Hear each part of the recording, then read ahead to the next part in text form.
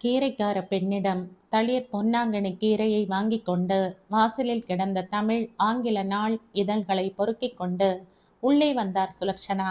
அப்போதுதான் கீழே இறங்கி வந்திருந்த கிருஷ்ணாவிடம் நிறைய தூக்கம் மிச்சம் இருந்தது. கிருஷ்ணா பாபு, இந்த பேப்பரை புடி, அப்புறம் பிரிச்சு படி, தூக்கத்தை இத்தோட முடி, இல்லாட்டா உனக்கு கிடைக்கும் அடி. என் ரைமிங் எப்படி என்ற அம்மாவை செல்லமாய் முறைத்து பேப்பரால் தலையில் தட்டி கொண்டான். இந்த வீட்டுக்கு சின்ன பிள்ளையே தேவையில்லை, எப்பவும் நீங்களே போதும் என்றவன் ட்ராக் பேண்டை சரி செய்தபடி டீப்பாயில் கால் நீட்டிக்கொண்டே பேப்பரை பிரித்தான். உள்ளே சென்ற சுலக்ஷனா பால் பாக்கெட்டின் முனை கத்தரித்து வால் பாத்திரத்தில் ஊற்றி லைட்டரை தேடிக்கொண்டிருந்த நிமிஷம் மா கிருஷ்ணாவின் அலறல் கேட்டது. வேகமாய் வெளியில் ஓடிவர விரித்த நாளிதழை கைகளில் பற்றி கொண்டு அப்படியே நின்றிருந்தான் கிருஷ்ணா. கிருஷ்ணா பாபு, என்னாச்சியா? அம்மா தோளை பற்றி உலுக்க கையில் பற்றியிருந்த பேப்பரை அப்படியே அம்மாவின் புறமாக திருப்பினான். மூன்றாவது பக்கத்தில் இருந்த அந்த செய்தியை பார்த்ததும் அப்படியே விரைத்து போய் நின்றார். கண்களை ஒற்றை விரலால் தேய்த்து கொண்டு மீண்டும் பார்த்துவிட்டு மகனை நிமிர்ந்து பார்க்க அவன் இன்னுமே அதிர்வை விழுங்க இயலாமல் மென்று கொண்டிருந்தான். பிரபல குணச்சித்திர நடிகர் அஸ்வத்தாமன் மாரடைப்பால் காலமானார். அவருக்கு வயது 58 என்று தொடங்கி செய்தி நீண்டிருக்க இன்னும் முதல் 2 வரிகளையே தாண்ட இயலாமல் கிருஷ்ணா நின்றான். கிருஷ்ணா பாபு, என்னது இது? நேத்து தான் அவரை கொண்டு வந்து வீட்டில் விட்டுட்டு வந்ததா சொன்னீங்க, அதுக்குள்ள எப்படிப்பா?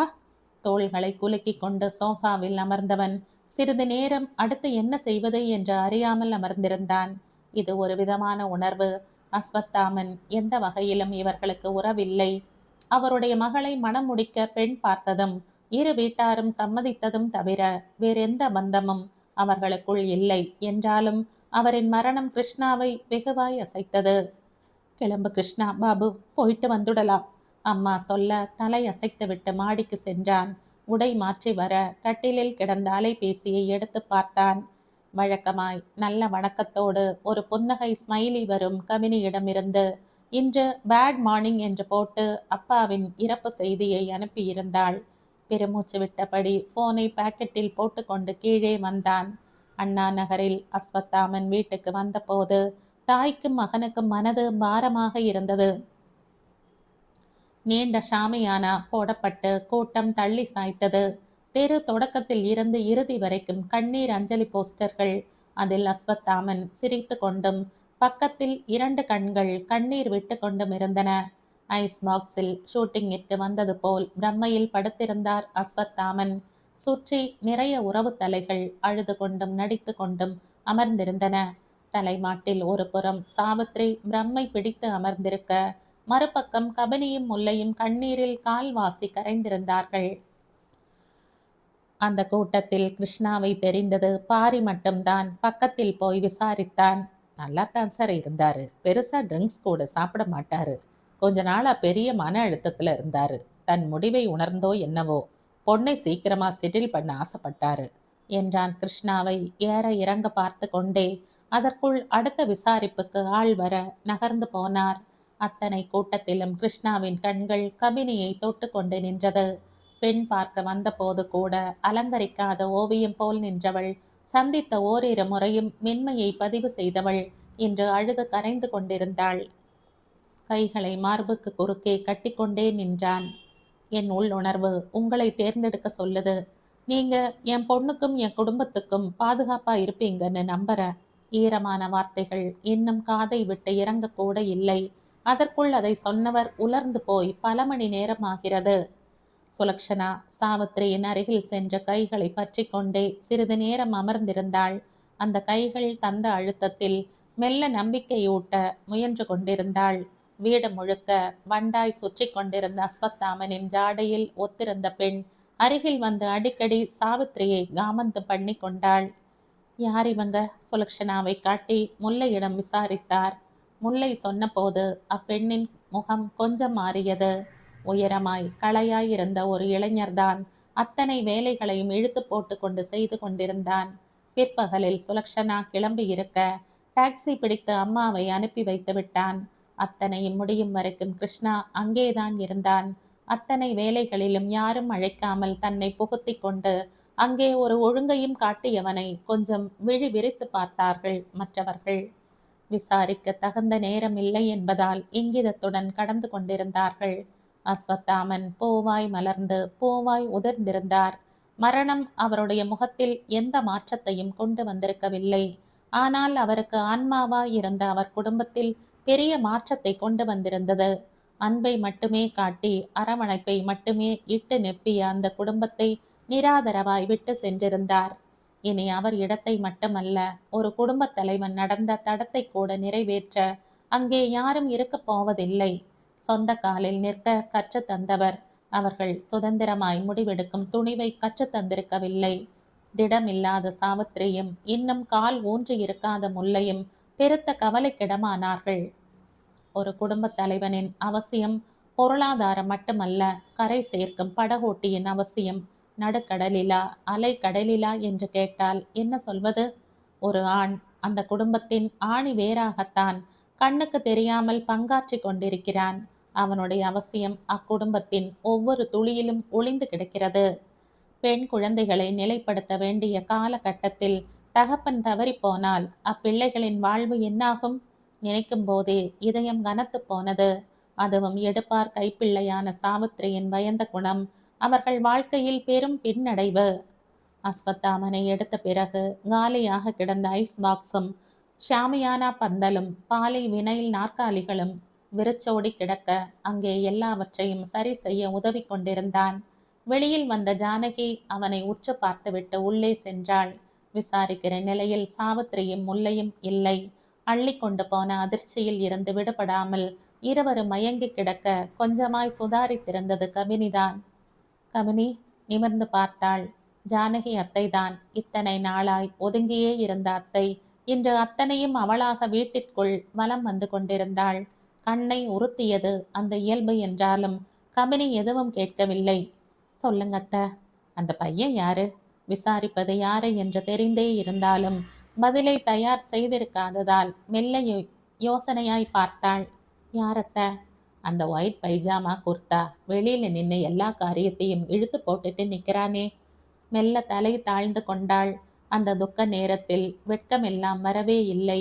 ஆனால் அவனை எப்படி தன்னுடைய வாயால் அறிமுகப்படுத்துவது என்று தர்ம சங்கடமாகவும் இருந்தது.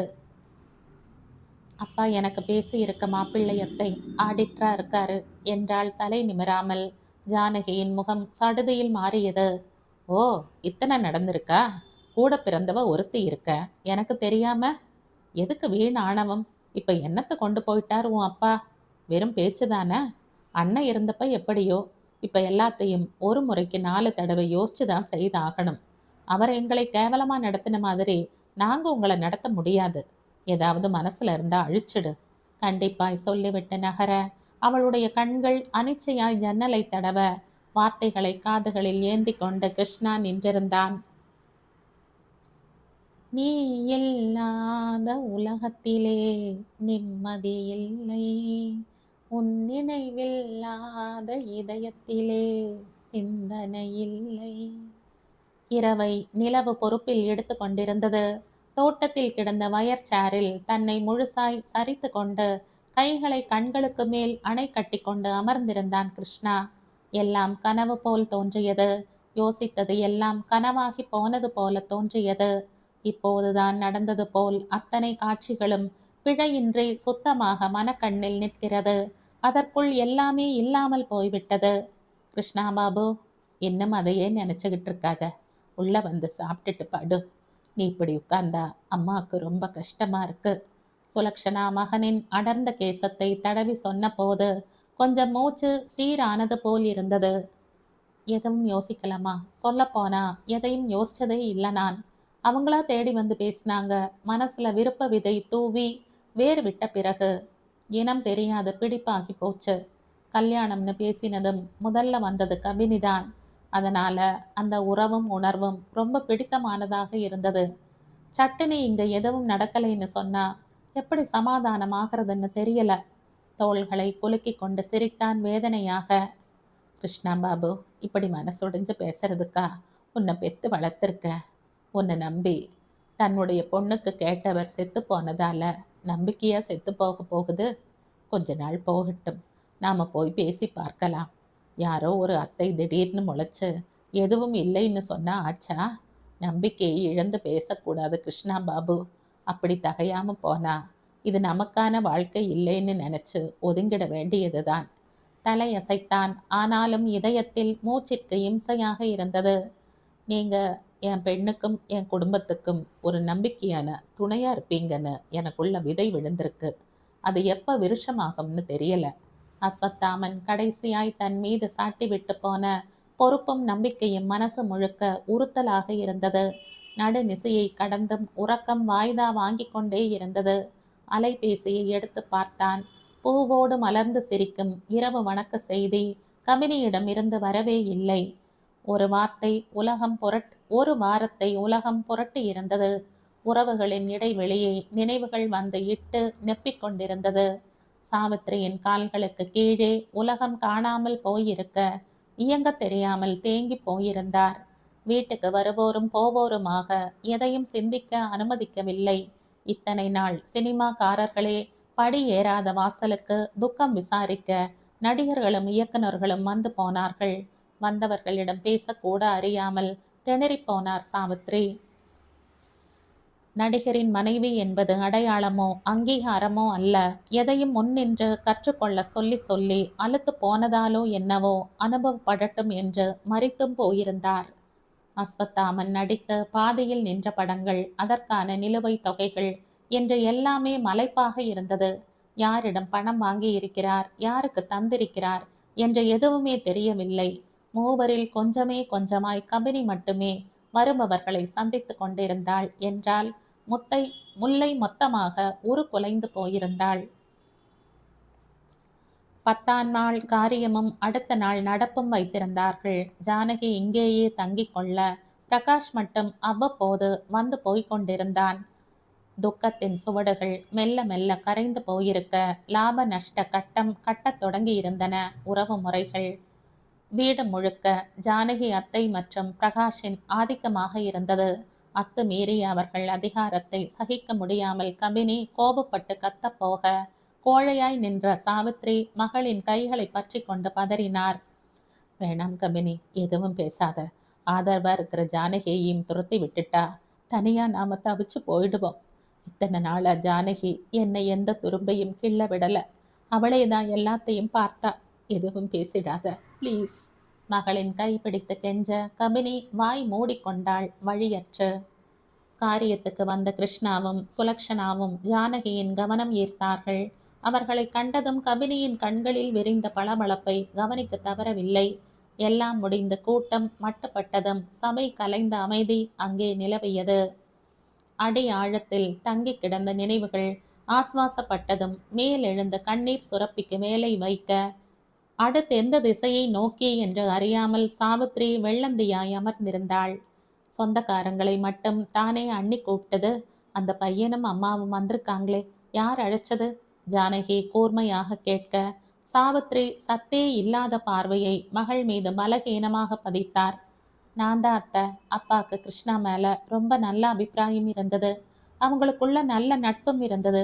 இன்னும் சொல்லப்போனா அப்பா இறந்து போன அன்னைக்கு ராத்திரி ஏதோ மன வருத்தத்துல ட்ரிங்க் பண்ணிட்டு இருந்தப்போ கிருஷ்ணா தான் கூட்டிட்டு வந்து வீட்டில் விட்டுட்டு போனார். வார்த்தைகளை ரசிக்க மாட்டாமல் அவளை முறைத்து பார்த்தாள் ஜானகி. மெல்ல சாவித்திரியின் அருகில் சென்று அமர்ந்து கைகளை பற்றி கொண்டாள். பற்றுதலுக்கு ஆறுதல் தேடும் கொடி போல. அந்த கைகளுக்குள் மெல்லிய நடுக்கம் பாவி கொண்டு இருந்தது.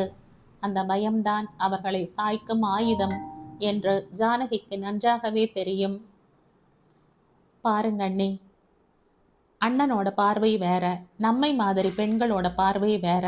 அவர் வெளியில சம்பந்தம் யோசிச்சப்போ நிலைமை வேற.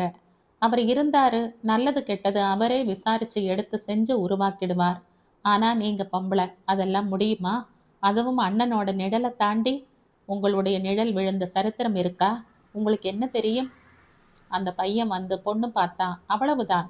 அவனை பத்தி, அவனுடைய குடும்பத்தை பத்தி, குணத்தை பத்தி விசாரிக்க நேரம் வச்சதா? அதுவும் இல்லை. எல்லாத்துக்கு மேல அந்த பையனை வீட்டுக்கு மருமகனாக்க நினைச்சதுமே வீட்டுல மலை போல இருந்த அண்ணன் போயாச்சு. அவனை கடைசியா சந்திச்சுட்டு வந்த பிறகுதான் அண்ணனோட உயிரே போயிருக்கு. வேணாம் அண்ணி, இந்த மாதிரி இடமெல்லாம் நமக்கு ஒத்து வராது.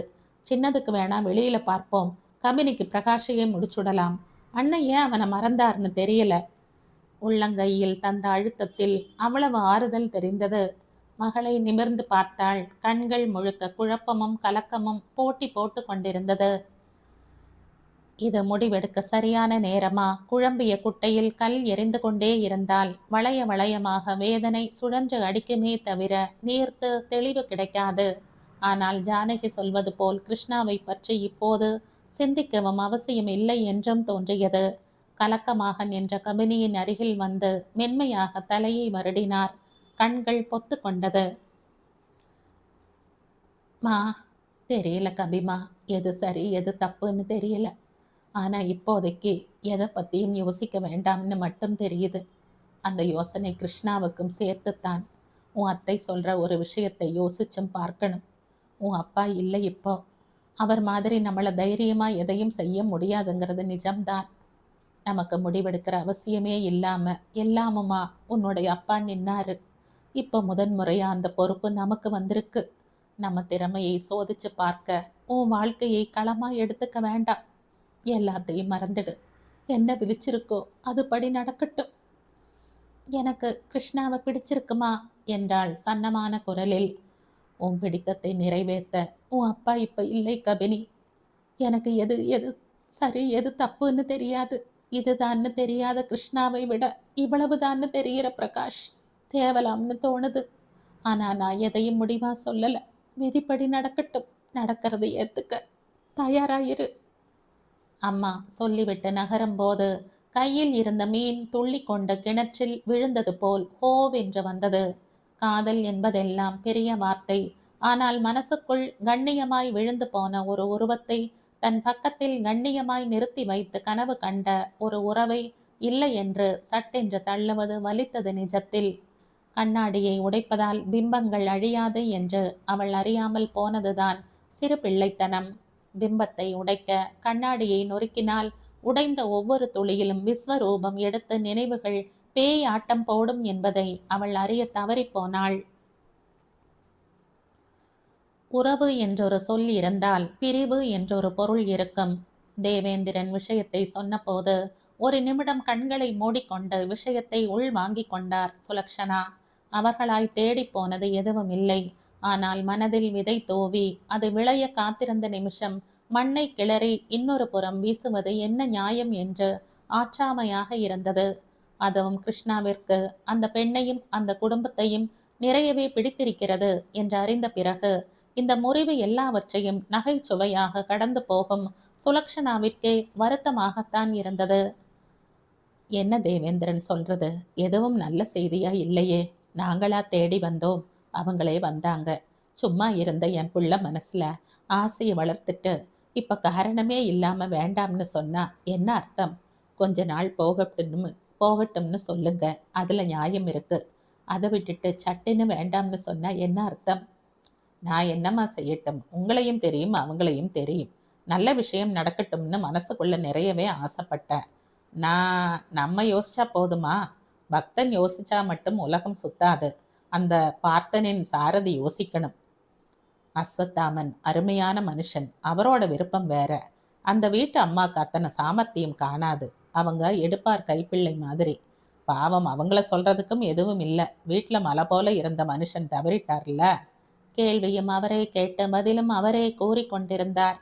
சரி இருங்க, மோர் எடுத்துட்டு வர்ற. மோரா? பழைய அனுபவத்தில் விழி பிதுக்க எதையும் காதில் விழுக்காட்டி கொள்ளாமல் மோரோடு வந்து நின்றார். சற்று முன் முகத்தில் இருந்த வருத்தம் இல்லை. விடுங்க, இதை விட நல்ல பொண்ணை தம்பிக்கு கொண்டு வர வேண்டியது என்னோட பொறுப்பு. கல்பாக்கத்துல காலேஜ் வாத்தி பொண்ணு. இருங்க, இப்போ உங்களை வேற பொண்ணு யார் பார்க்க சொன்னது? கிருஷ்ணா பாபுவுக்கு இப்போ கல்யாணம் பண்ணுற ஐடியாவே இல்லை. ஏன்னா என் பையன் இன்னும் வயசுக்கே வரலை. சுலக்ஷனா கூலாக சொல்ல குடித்த மோர் தொண்டை குழியில் இறங்குவதற்கு பதிலாக மூச்சு குழலில் இறங்க புறை ஏறிக்கொண்டு தலையை தட்டி கொண்டே சுலக்ஷனாவை பார்க்க எந்த அலட்டலும் இல்லாமல் அமர்ந்திருந்தார் சுலக்ஷனா. அம்மா தாயே, என்ன மாதிரி அம்மா நீங்க? சீரியல்லையும் சினிமாவிலையும் வர்ற மாதிரி ஜாலியான அம்மா. சீரியஸா இருந்து என்னத்தை கொண்டு போக போறோம்? கொதிக்க வச்சாலும் பொறுக்கிற சூட்டுல தான் பரிமாற முடியும். எல்லாம் சரியாகும். நிஜத்துல கிருஷ்ணா பாபுவுக்கு கல்யாணத்துக்கு எந்த அவசரமும் இல்லை. நீங்களா வந்து பேசினதால யோசிச்சேன். பார்க்கலாம்.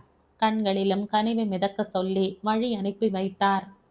இரவு வீடு திரும்பிய கிருஷ்ணாவிடம் விஷயத்தை சொன்னபோது நறுமணம் வீசிய காற்று குமிழொன்று தலைக்கு மேல் சட்டென்று உடைந்து காணாமல் போனது போல் இருந்தது. தோள்களை குலுக்கி சிரித்து கொண்டான். விடுங்கம்மா, வேற யோசிங்க. இப்போதைக்கு எதையும் முடிவு செய்ய வேண்டிய அவசியம் இல்லை என்று விட்டு எழுந்து உள்ளே போனான். கொஞ்சம் காற்றெடுத்து ஊப் என்று ஊதிக்கொண்டு கைகளை பின்னுக்கு ஊன்றி சாய்ந்து கொண்டான். ஒரு சின்ன தடுமாற்றமாக இருந்தது. அஸ்வத்தாமனின் உள் உணர்வை சரி என்று நிரூபிக்க இயலாமல் போனது. கொஞ்சம் அதிகப்படியான வருத்தமாகத்தான் இருந்தது. காலம் மெல்ல மெல்ல தன்னுடைய சுவடுகளை மாற்றிக்கொள்ள தொடங்கி இருந்தது.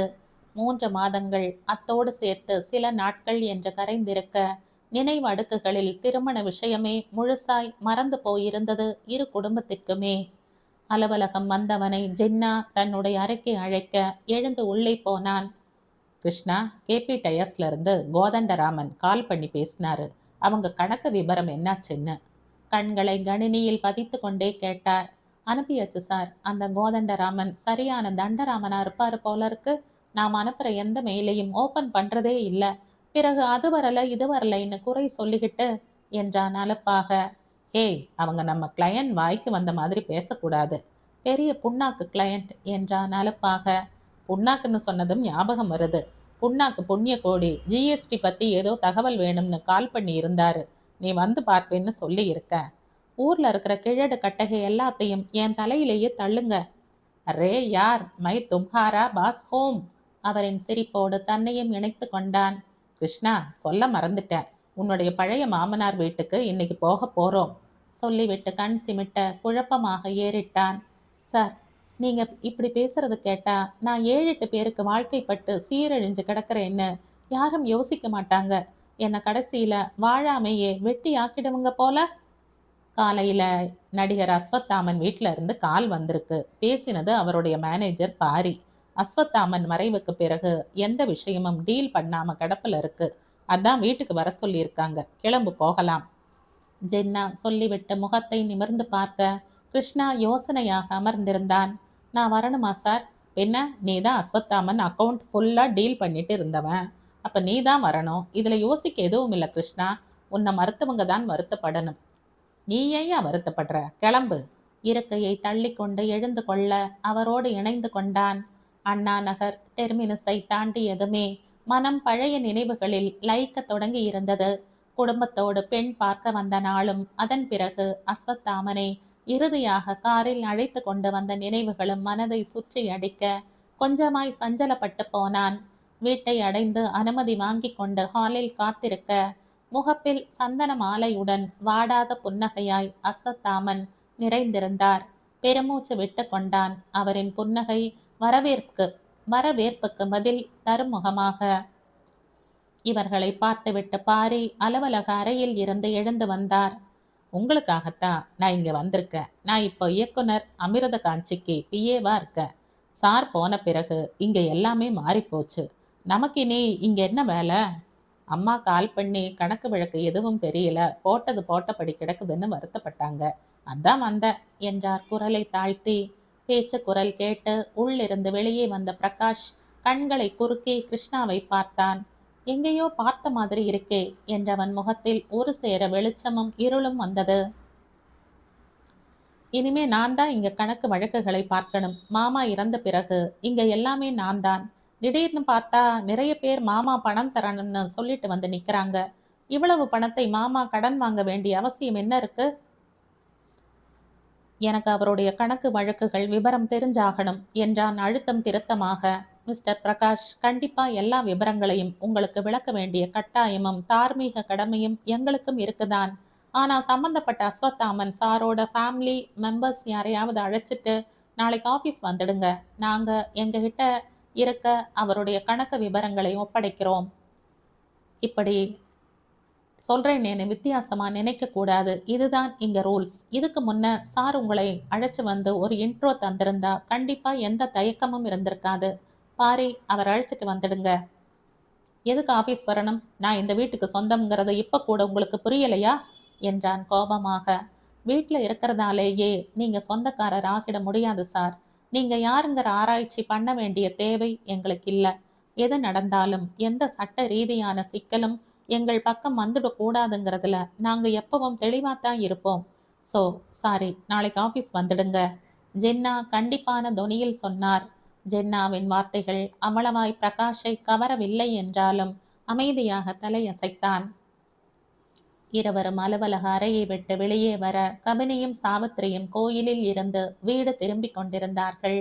கிருஷ்ணாவை எதிர்பார்க்காத இருவர் கண்களிலுமே மின்னல். பக்கத்தில் சென்று சாவித்திரியின் எதிரில் கைகளை கட்டி கொண்டு நின்றான். எப்படி இருக்கீங்கம்மா? நல்லா இருக்க. அம்மா எப்படி இருக்காங்க? சம்பிரதாய விசாரிப்புகள் சில நிமிடங்களை விழுங்க கேட்க கேள்வி இல்லாமல் கபினி அர்ச்சனை கூடையின் விளிம்பை வருடிக்கொண்டே நின்றாள். சாவித்ரி நிறைய குலைந்திருந்தார். அஸ்வத்தாமனின் இறுதி நாளின் வருத்த பதிவு அவனுடைய மனசை பிசைந்து கொண்டே இருந்தது. குடும்பம் குறித்து அவருக்குள் விழைந்த பயமும் பதட்டமும், அதில் இருந்த நியாயமும் அப்பெண்களின் நலிந்த முகங்கள் சொல்லாமல் சொன்னது. ஒரு புன்னகையை தவிர எதுவும் உனக்கில்லை என்பது போல் விரக்தியாய் கபினி நின்றது வேறு கிருஷ்ணாவை அசைத்தது. விடை பெற்ற வெளியில் வந்தார்கள். ஜின்னா அலைபேசி அழைப்பிற்கு தள்ளி ஒதுங்க கிருஷ்ணா காரில் சாய்ந்து கொண்டு நின்றான். மனமெல்லாம் குழப்ப இருட்டு. வெளியில் வந்த பாரி இவனை நோக்கி வர நிமிர்ந்து நின்றான். எல்லாம் சரியா இருந்திருந்தா உள்ள இருந்த கணக்குகளை சரி பண்ணி இருப்பீங்க. யாருக்கும் கொடுத்து வைக்கல என்றார் பாரி ஆதங்கமாக. தலை அசைத்து சிரித்தான். ஏன்னு தெரியல, சார்க்கு உங்களை ரொம்ப பிடிச்சது. உங்களை பார்த்த அரை மணி நேரத்திலேயே உங்களை தன்னோட மாப்பிள்ளை ஆக்கிக்கணும்னு என்கிட்ட தான் சொன்னார். ரொம்ப கூர்மையான மனிதர். அவர் என்னென்ன நினைச்சாரோ அத்தனைக்கும் எதிராக வீட்டில் விஷயங்கள் நடந்துட்டு இருக்கு. அவர் பண்ண தவறின விஷயம் வீட்டு பெண்களை பிரச்சனைகளை சந்திக்கிற துணிச்சலோட உருவாக்க தவறினது தான். அதனால தான் இந்த பிரகாஷ் மாதிரி ஆட்கள் அவங்கள அதிகாரம் பண்ணிட்டு இருக்காங்க. நமக்கு எதுக்கு வம்புன்னு நானும் விலகிட்டேன். பாரி சன்னமான குரலில் குமரி விட்டு நகர நிஜத்தில் பெரிய அதிர்வாக இருந்தது கிருஷ்ணாவுக்கு. நானாக நான் இல்லை தாயே, நல்வாழ்வு தந்தாயே நீயே. கிருஷ்ணா பாபு, யூடியூப்ல பார்த்து அம்மா புடலங்காய் ஹல்வா பண்ணி இருக்கேன், கொஞ்சம் டேஸ்ட் பண்ணி பாரு. ஒரு கிண்ணத்தில் கொஞ்சமாய் பச்சை வண்ணத்தில் எலி பாஷாணத்தை எடுத்துக்கொண்டு ஸ்பூன் சொருகி கொண்டு வந்து நின்ற அம்மாவை பரிதாபமாக பார்த்தான். நான் தான் கிடைச்சனா இன்னைக்கு? விதுக்கு கொடுங்கம்மா என்றான் முகத்தை பரிதாபமாக வைத்து கொண்டு. அவ ரூமை பூட்டிட்டு உட்கார்ந்துருக்கா. நேத்து பண்ண பீக்கங்காய் பாயாசத்தை சாப்பிட்டதுல இருந்து கழுத்துக்கு கீழே எந்த பாகமும் வேலை செய்யலையாம். முதல்ல அவளை ஒரு ஜெனரல் செக்கப்புக்கு கூட்டிட்டு போகணும். அப்பத்தான் அவ பொய் சொல்றாளா இல்ல உண்மையாவே என்னோட சமையல் அவளை போட்டு தாக்கி இருக்கான்னு தெரியும். கிண்ணத்தை வாங்கி பக்கத்தில் வைத்தான். அம்மாவின் கைகளை பற்றி கொண்டு வருடினான். எப்படிம்மா நீங்க மட்டும் இப்படி விதவிதமா சமைக்கிறேன்னு கேட்குறியா? போடா போடா, ரொம்ப வெக்கமா இருக்கு. உங்க அப்பா கூட ஒரு நாள் கூட இப்படி பாராட்டினது இல்லை. ஐயோ, என்னை கொஞ்சம் சீரியஸா பேச விடுங்க. சஞ்சீவி மலையை ஒத்த கையில தூக்கிட்டு வர அனுமனாட்டம். இந்த உலகத்தின் அத்தனை கடினங்களையும் அவ்வளவு லேசா எங்களுக்கு பழக்கி இருக்கீங்க. உங்க இடத்துல யாராலையும் இத்தனை இயல்பா இருக்கவே முடியாதுமா. அம்மாவின் புறங்கையை கண்களில் ஒற்றிக்கொள்ள சுலக்ஷனாவின் இதழ்களில் மதிப்பிட முடியாத ஒரு புன்னகை பூத்து குலுங்கியது. என்னாச்சு கிருஷ்ணா பாபு, இன்னைக்கு அம்மாக்கு இத்தனை ஐஸ் வைக்கிற? என்ன வச்சாலும் இதை சாப்பிட்டு தான் ஆகணும் என்று சிரிக்க அம்மாவின் கைகளை விலக்கி மடியில் தலை வைத்து படுத்து கொண்டான். மா போதும் கிண்டல். நேத்து நான் அஸ்வத்தாமன் சார் வீட்டுக்கு போயிருந்த. அம்மாவின் வலக்கையை எடுத்து நெஞ்சோடு வைத்து கொள்ள சுலக்ஷனாவின் இடக்கை தன்னால் மகனின் சிகை வருடியது. எதுக்காக கிருஷ்ணா பாபு? ஜின்னா சார் கூட கணக்கு விவகாரங்கள் பத்தி பேச அங்க போனதும் பழைய ஞாபகங்கள் வந்துடுச்சு. நியாயம்தான். இன்னும் எனக்கு அந்த காட்சியெல்லாம் மறக்கவே இல்லை. எல்லாரையும் பார்த்தியா? சாவித்ரி எப்படி இருக்காங்க? கொஞ்சமாவது ஆறுதல் ஆகி இருக்காங்களா? பொண்ணுங்க ரெண்டும் எப்படி இருக்குதுங்க? அதுலேயும் அந்த சின்ன பொண்ணு ரொம்பவே உலகம் தெரியாதது. அம்மாவின் வாத்சல்யமான அன்பில் நெக்குருகி போனான். இப்போ வீட்டு நிர்வாகம் முழுக்க அஸ்வத்தாமன் சாரோட தங்கை பையன் கையில் இருக்கு. அவர்தான் கணக்கெல்லாம் கேட்டது. கிளம்பும்போது கபினியும் சாவித்திரி அம்மாவும் வந்தாங்க. உங்களை விசாரிச்சாங்க. அவங்க தெளியவே இல்லம்மா. முகத்தில் அந்த குழப்பம் அப்படியே மண்டி போச்சு. அவங்களை பார்க்கும்போதுதான் நீங்க எத்தனை தைரியமா அந்த பாதையை கடந்து வந்திருக்கீங்கன்னு எனக்கு புரிஞ்சது. இதுல நீ குழப்பமா இருக்கு, என்ன தகவல் இருக்கு கிருஷ்ணா பாபு? நம்பிக்கைங்கிறது பெரிய விஷயம் இல்லையாமா? அதுவும் நம்மை சரியா தெரியாதவங்க நம்ம மேல வைக்கிற நம்பிக்கை எத்தனை உயர்வானது, விலை மதிப்பே இல்லாதது. அஸ்வத்தாமன் இல்லாமல் போனதால அந்த நம்பிக்கை மடிஞ்சா போக போகுது. அவ்வளவுதானா? பாரி பேசினது கொஞ்சம் வருத்தமா இருந்தது.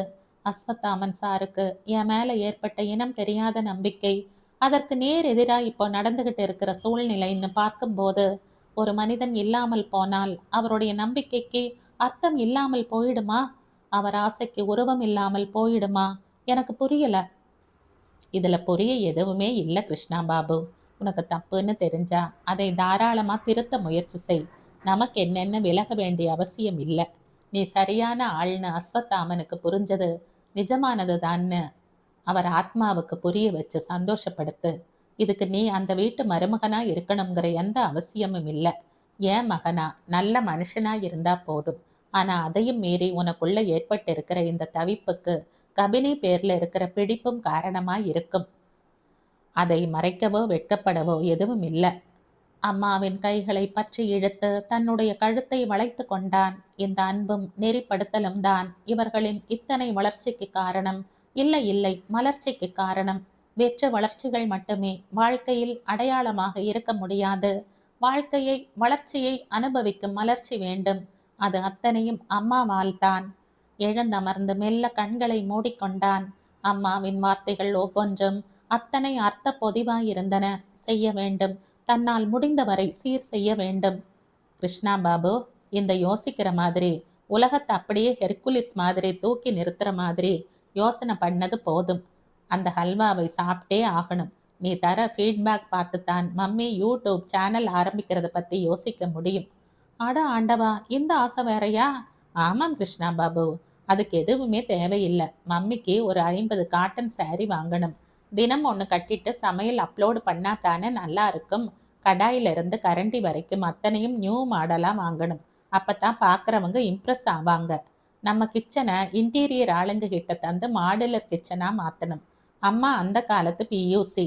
இப்போ புழக்கத்தில் இருக்கிற இங்கிலீஷ் வார்த்தைகளை கற்றுக்க ட்ரெண்டியான கோர்ஸில் சேர்ந்து கற்றுக்கணும்.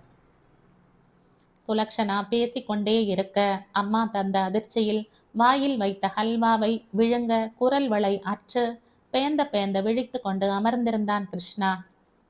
2 நாட்கள் கழித்துத்தான் பிரகாஷ் ஜின்னாவின் அலுவலகத்திற்கு வந்திருந்தான்.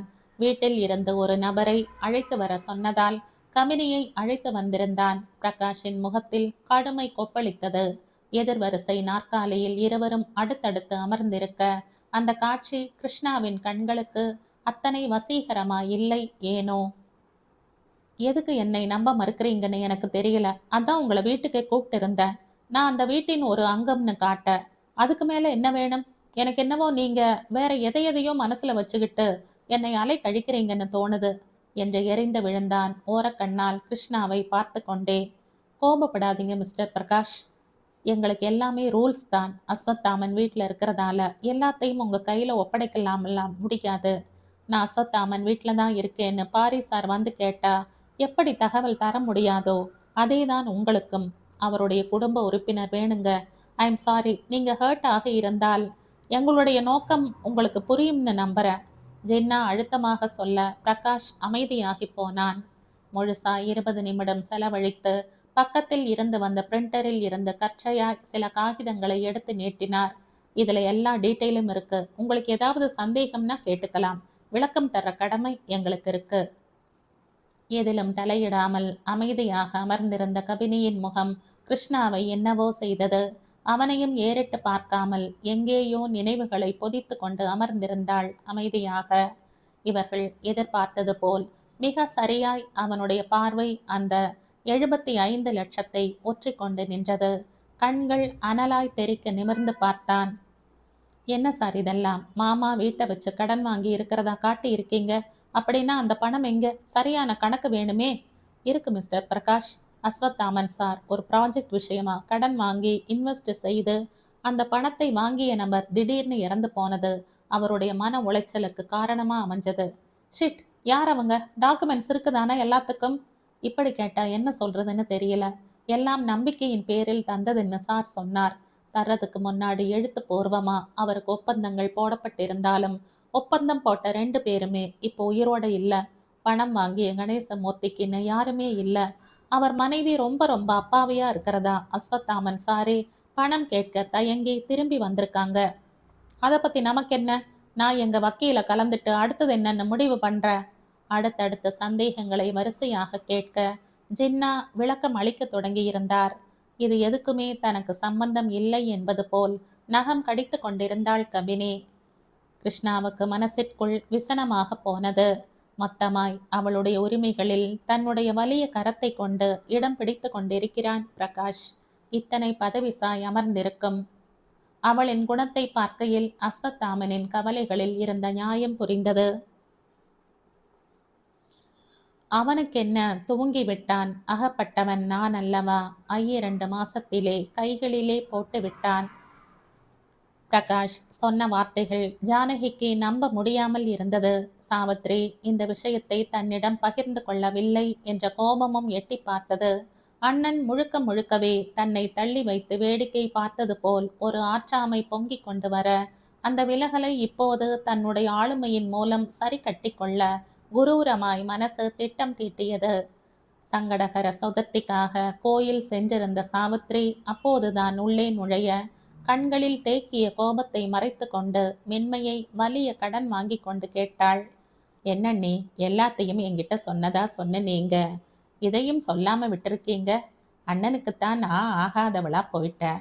அவர் போன பிறகு என்கிட்ட அத்தனை அனுசரணையா இருந்த நீங்களும் இப்படி அமைதியா இருக்கிறதத்தான் என்னால தாங்க முடியல. அழுத்தமாக கேட்க கேள்வியின் நோக்கம் புரிப்படாமல் நின்றார் சாவித்ரி. புரியல ஜானகி. வீட்டு மேல ஏகப்பட்ட கடன் இருக்காமே, அண்ணனுக்கு அப்படி என்ன தேவை வந்தது? காலம் முழுக்க அவர் நடிச்சிட்டு தானே இருந்தார். எந்த கெட்ட பழக்கமும் இல்ல. காசு ஒத்த சல்லி விரயம் பண்ண மாட்டாரு. அப்படி இருக்க இத்தனை கடனுக்கான காரணம் என்ன? சாவித்திரிக்கு கேள்வியில் விழி பிதுங்கியது. அஸ்வத்தாமன் இருந்த வரைக்கும் கேள்விக்கு முன் பதிலும் ஏக்கத்திற்கு முன் இருமாப்புமாய் வாழ்ந்தாகிவிட்டது. அவர் சென்று எண்ணி 4 மாதம் கூட முழுசாய் முடிந்திருக்கவில்லை. அதற்குள் பாதையை தொலைத்த பயணமாக வாழ்க்கை. எனக்கு எதுவுமே தெரியல ஜானகி. சொல்லப்போனா வீட்டு நிர்வாகத்தை கத்துக்க சொல்லி அந்த மனுஷன் என்னை போட்டு பாடா படுத்து எடுப்பாரு. நிழலே உலகம்னு இருந்துட்ட. இன்னைக்கு இலைகள் உதிர்ந்து போன மொட்டை மரத்துக்கு கீழே நிற்கும் போதுதான் உலகம் எத்தனை நிராதரவானதுன்னு புரியுது. கண்களை ஒற்றி கொண்டாள். 75 லட்சம் கடன் வாங்கி யாரோ அன்னக்காவடி கூட சேர்ந்து சீரியல் எடுக்கிறேன்னு காசை கொடுத்துட்டு ஏமாந்து நின்று இருக்காரு அந்த கணேசமூர்த்தி. ஒரு அன்னக்காவடி அவனால எதுவும் முடியாம போக தூக்கல தொங்கிட்டான். அண்ணன் கொடுத்த காசை நினைச்சே மனசுக்குள்ள மருகி தானும் போய் சேர்ந்திருக்காரு. அம்மாவோடு சேர்ந்து 2 பெண்களுமே திகைத்து நிற்க ஜானகி தொடர்ந்தார். இது ஒரு இடம்தான் நமக்கு தெரிஞ்சிருக்கு. இதுக்கு மேல என்ன நடந்திருக்கோ அது ஆண்டவனுக்கு தான் வெளிச்சம். வீட்டை அடமானம் வச்சுத்தான் பணம் வாங்கி இருக்காரு. அசலையும் வட்டியையும் கட்டி இடத்தை மீட்கணும். இல்லாட்டி இடம் ஏலத்துக்கு போயிடும். அது சரி, வேற எங்கேயாவது சொத்து வாங்கி போட்டு இருக்காரா? சாவித்ரி திரு திருவென விழிக்க ஜானகியின் முகத்தில் எரிச்சல் மண்டியது. இத்தனை தத்தியாவா இருப்பீங்க அண்ணி? ஏலம் அது இதுன்னு வந்தா அண்ணன் வாழ்ந்த வாழ்க்கையே போயிடும். இதுவரைக்கும் சினிமால அப்பழுக்கு இல்லாத மனுஷனாவே வாழ்ந்துட்டு போயிட்டாரு. இனியும் அவர் பேரை காப்பாற்ற வேண்டியது நம்மோட கடமை. கடனை கட்டிடலாம் அத்தை. நான் வேலைக்கு போறேன். முல்லை இன்டீரியர் கோர்ஸ் படிக்கிறா. அவளுக்கும் நிச்சயம் நல்ல வேலை கிடைக்கும். அழுத்தமாக சொன்ன கபினியை கேலியாக முறைத்தாள். கபினிமா, உனக்கு என்ன ஒரு 40,000 சம்பளம் இருக்குமா? உங்க அப்பா வாங்கின 75 லட்சத்தை நீயும் உன் தங்கச்சியும் சம்பாதிச்ச வட்டியும் குட்டியுமா முழுசா என்ன கிடைக்கிறது? அதுக்கு மேல சேர்த்து நீங்க கல்யாணம் பண்றதுக்குள்ள அவையார் தான் ஆகிடணும். இன்னைக்கு தேதிக்கு இந்த வீடு ஒண்ணுதான் கண்ணுக்கு தெரிகிற பெரிய சொத்து. முதல்ல அதை காப்பாத்துற வழியை பாருங்க. சொல்லிய வார்த்தைகளிலும் பேசிய விஷயத்திலும் துளி கூட நேர்மறை சிந்தனை இல்லை. கற்றுக்கொண்டு இருந்திருக்கலாம் தான். ஆனால் தரை என்பது தளம் மட்டுமல்ல, பாதாளமும் தான் என்பதை அறிய தவறி போய்விட்டார்கள். ஜானகி மகனோடு சென்ற பிறகு அறைக்குள் வந்த சாவித்ரி மடங்கி போய் மூலையில் அமர்ந்து கொண்டார். யோசிக்க கூட பயமாக இருக்கும் விஷயத்தை எப்படி கடந்து போவது? மா, விடுமா, பார்த்துக்கலாம், முதல்ல சாப்பிட வாங்க. மகள் கை பற்றி இழுக்க சாவித்திரியின் கைகளில் ஒரு நடுக்கம் பாவிக் கொண்டிருந்தது. எது சரியாக முல்லை, வீடு ஏலத்துக்கு போயிட்டா உங்க 2 பேரையும் கூட்டிட்டு எங்க போவ? எனக்கு என்ன தெரியும்? உங்களுக்கு கல்யாணம் காட்சி பண்ணி வைக்க பணத்துக்கு எங்க போவ? வேற எங்க சொத்து வாங்கி போட்டிருக்கார், அது என்ன விலைக்கு போகும்னு கூட எனக்கு தெரியாது. நம்ம காரை வித்துடலாம். இந்த காருக்கு எவ்வளவு பணம் சொல்லணும்னு கூட எனக்கு தெரியலையே. அரசல் புரசலா அவருக்கு கடன் இருக்கிறது தெரியும். அதனால சுகவீனம் கூட ஆகி இருக்காரு. ஆனா இதெல்லாம் இத்தனை வலிமையானதுன்னு எனக்கு தெரியாது. நான் தான் ஏடிஎம்ல பணம் எடுக்க கூட கத்துக்கலையே. சாவித்ரி தனக்குள் முனகிக் கொண்டே கைகளை மடக்கி கால்களுக்குள் ஒளித்து கொண்டு அழ ஆரம்பிக்க பெண்கள் இருவரும் விக்கித்து போய் நின்றார்கள். நகம் கடித்தபடி தன்னுடைய அருகில் அமர்ந்திருந்த முல்லையை அடிக்கொரு தரம் திரும்பி பார்த்து கொண்டான் பிரகாஷ். வளவள வால் ஹேங்கில் நிறைய சினிமா நடிகைகள் ஃப்ளோ அப் தொங்கிக் கொண்டிருந்தது. மெல்லிய பயமும் நடுக்கமும் குற்ற உணர்வும் ஆட்கொண்ட முகபாவத்தில் அமர்ந்திருந்தாள். பயப்படாத முல்ல, மாமாவை எல்லாருக்கும் நல்லா தெரியும். அதனால நாம வந்த வேலை அவ்வளவு கஷ்டமா இருக்காது. தவிர இது நீ நினைக்கிற மாதிரி சினிமா கூட இல்ல, சீரியல் தானே. முதல்ல முகத்தை இயல்பா வச்சுக்க பாரு. உன்னை பார்த்தா ஏதோ நான் மிரட்டி இழுத்துட்டு வந்த மாதிரி மற்றவங்களுக்கு தோணும். வார்த்தைகளால் சவுக்காரம் போட்டான். தலையசைத்தாலும் மனசுக்குள் ஒரு சஞ்சலமும் கவலையும் ஆட்கொண்டது. அப்பா இருந்தவரை ஷூட்டிங் பார்க்க கூட வந்ததில்லை. அதை அவர் விரும்பியதும் இல்லை. இப்போது நடிக்கவே வந்தது தெரிந்தால் அவருடைய ஆன்மா என்ன யூகிக்கும்? அவருடைய அகாலத்துக்கு காத்து கொண்டிருந்தது போலல்லவா கருத்தாகி போகும். அவளை மேற்கொண்டு சிந்திக்க அனுமதிக்காமல் உள்ளே இருந்து அழைப்பு வர இருவரும் எழுந்து கொண்டார்கள். டைரக்டர் சினிமாவில் கொஞ்சம் காலத்தை தேய்த்தவர். எடுத்த படத்திலும் சோடை போகாததால் வாயை மூடிக்கொண்டு சீரியல் பக்கம் வந்து விட்டார். தாடி வைத்து மத்திய வாழ்க்கையில் இருந்தார். அழுக்கு ஜீன்ஸில் இளைஞராக காட்ட முயற்சி செய்து கொண்டிருப்பது புரிந்தது. நேற்றைய ஸ்காட்சின் மிச்சம் கண்களில் சிகப்பை மிச்சம் வைத்திருந்தது. ஏற இறங்க பார்த்த பார்வையில் முல்லையின் உடலெல்லாம் கூசியது. அதுதான் கலை பார்வையாம். அப்பா என்னோட 6 படத்துல சேர்ந்து வேலை செஞ்சிருக்கார். அவ்வளவு சின்சியர் அவரோட வேலைகள்ல. அவர் இருக்கும்போதே நீ என்ட்ரி தந்திருந்தா இன்னும் ரீச் ஆகி இருக்கலாம். ஏன் அப்போ யோசிக்காம விட்டுட்ட? அவர் ஒருமையில் பேசியதற்கு வயசு மட்டும் காரணமாக இருக்க முடியாது என்று தோன்றியது. அல்லது அது போன்ற விழிப்புகளுக்கு பழகாதது தன்னுடைய குற்றம் என்றும் தோன்றியது. அப்பா என்ற உறவின் அனுசரணையும் ஆளுமையும் புரிந்த போது சின்ன குழந்தை போல மனசு கேவி கேவி அழ சொன்னது. அப்பா மட்டும் இருந்திருந்தால் இப்படி தனிமையாக வந்து நிற்க நேர்ந்திருக்குமா? அதற்குத்தான் அவர் அனுமதிப்பாரா? அவளுடைய முகவாட்டம் பிரகாஷை என்னவோ செய்ய எரிச்சலாய் நிமிர்ந்து பார்த்தான். என்னாச்சு முல்ல, நீ இப்படி வருத்தமா இருந்தா அவர் என்னை எதுவும் யோசிக்க மாட்டாரா? அவர் பேசுறதுக்கு ஏதாவது பதில் சொல்லு, இல்லாட்டி சிரிச்சாவது வை. இத கூட நீ பழகலையா? உன் அப்பா உன்னை என்ன வளர்த்தி வச்சிருக்காரு? சின்ன குரலில் அதட்டி சொன்ன போது கொஞ்சம் தெளிவாக முயன்றாள். சம்பந்தம் இல்லாத சில கேள்விகளுக்கு பிறகு அலைபேசி அழைப்பிற்கு வெளியேறும் முன் இருவரையும் இன்னொரு நாள் வந்து பார்க்கும்படி சொல்லி அனுப்ப வெளியில் வந்தார்கள். பயமா இருக்கு பிரகாஷ். அப்பா இருக்கிற வரைக்கும் யோசிக்காத ஒன்ன இத்தனை சீக்கிரம் யோசிச்சு அதுவும் நானே நடத்த ரொம்ப பயமா இருக்கு. நான் வேணா இது பத்தி முதல்ல கபினி கிட்ட பேசட்டுமா? வீட்டுல யார்கிட்டையும் சொல்லாதது ரொம்ப கில்ட்டியா இருக்கு. 20 வயது பெண்ணின் குழப்பமும் பயமும் முகத்தில் அப்பட்டமாய் தெரிந்தது. சலிப்பாய் முகம் திருப்பினான் பிரகாஷ். சினிமா மோகம் அவனை பித்தாய் ஆட்டி வைக்கிறது.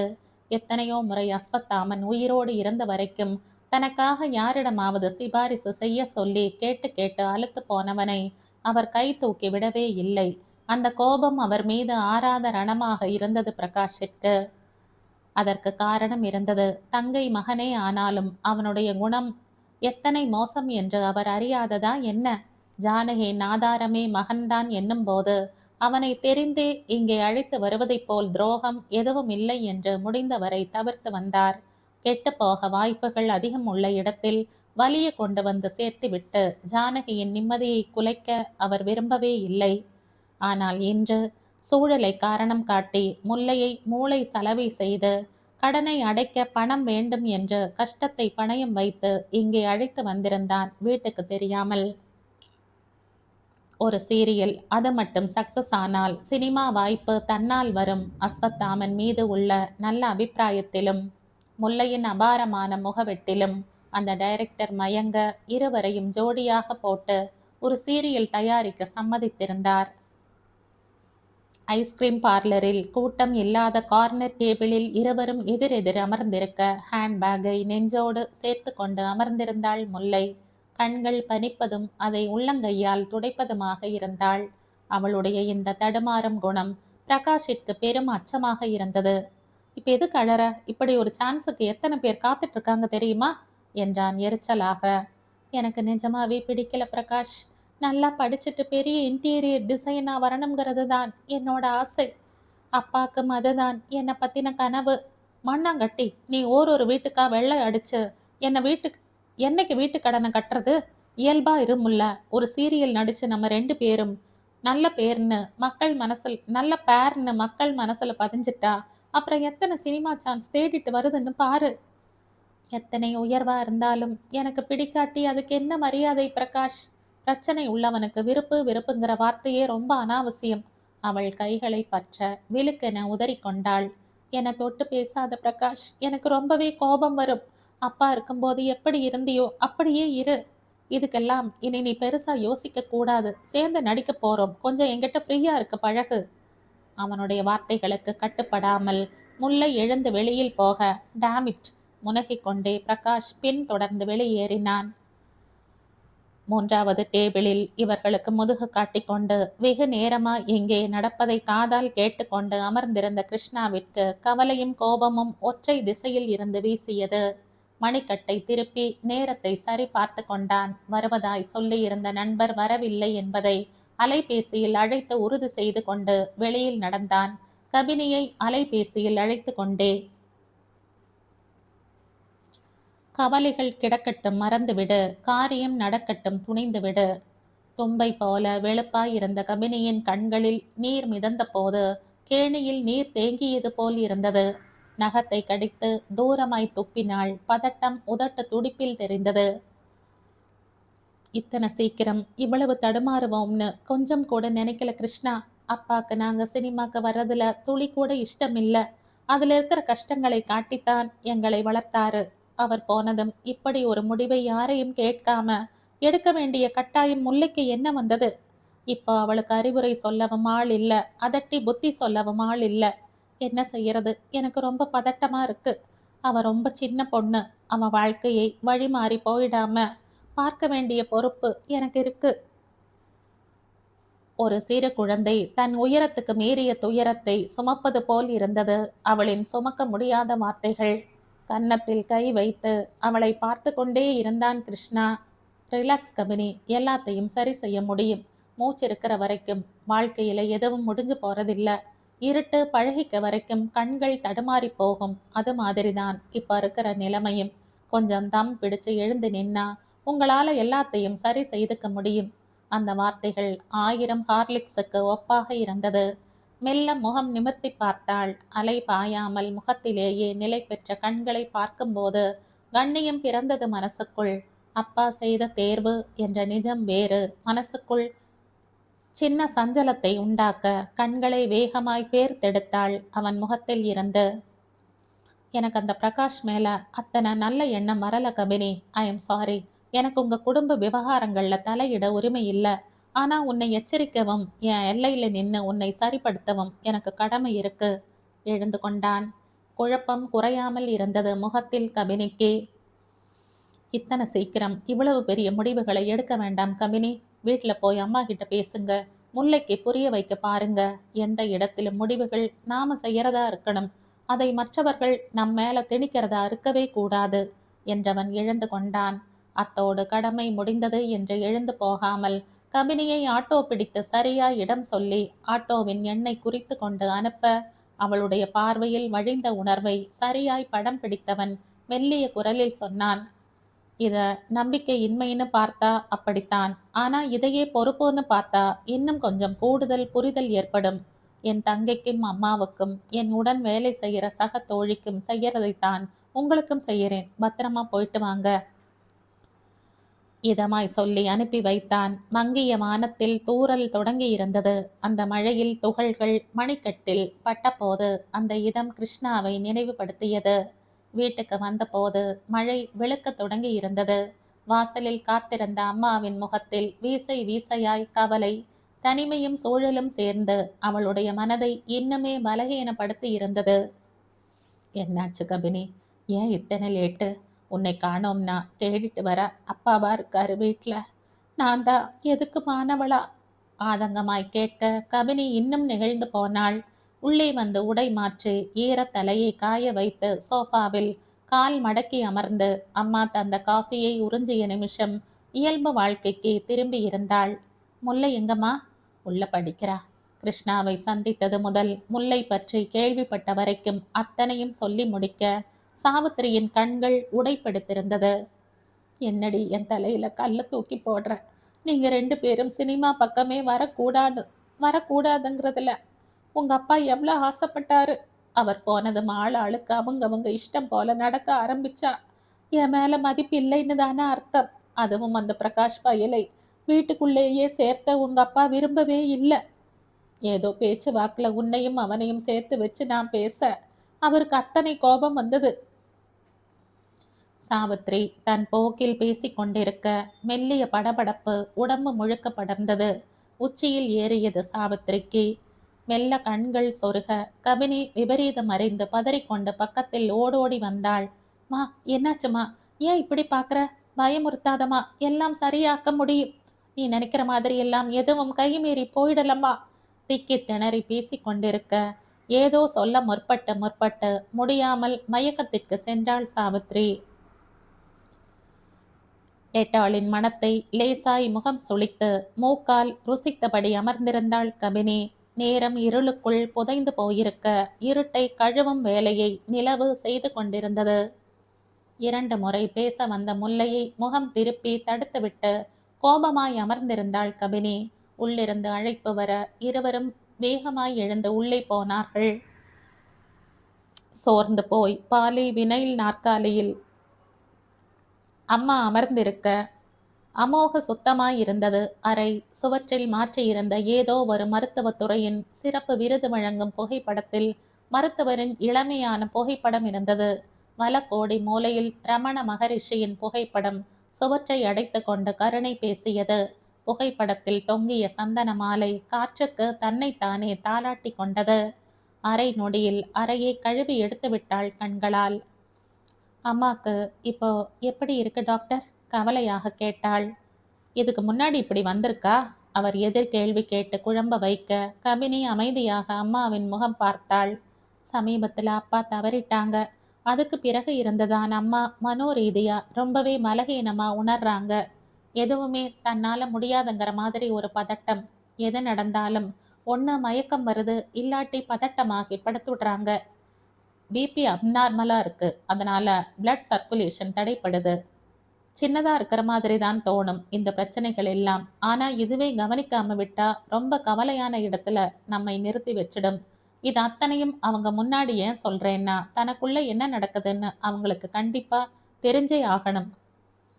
இதில் ரெகுலர் மெடிசன்ஸ் இருக்குது. 3 நாள் தொடர்ந்து எடுத்துக்க வைங்க. வெண்டிலேஷன் இல்லாத இடத்துல இருக்க வேணாம். தொடர்ந்து அப்படியே இருந்தா மறுபடியும் வந்து பாருங்க. ஃபீஸை தந்துவிட்டு 3 பேரும் வெளியில் வந்தார்கள்.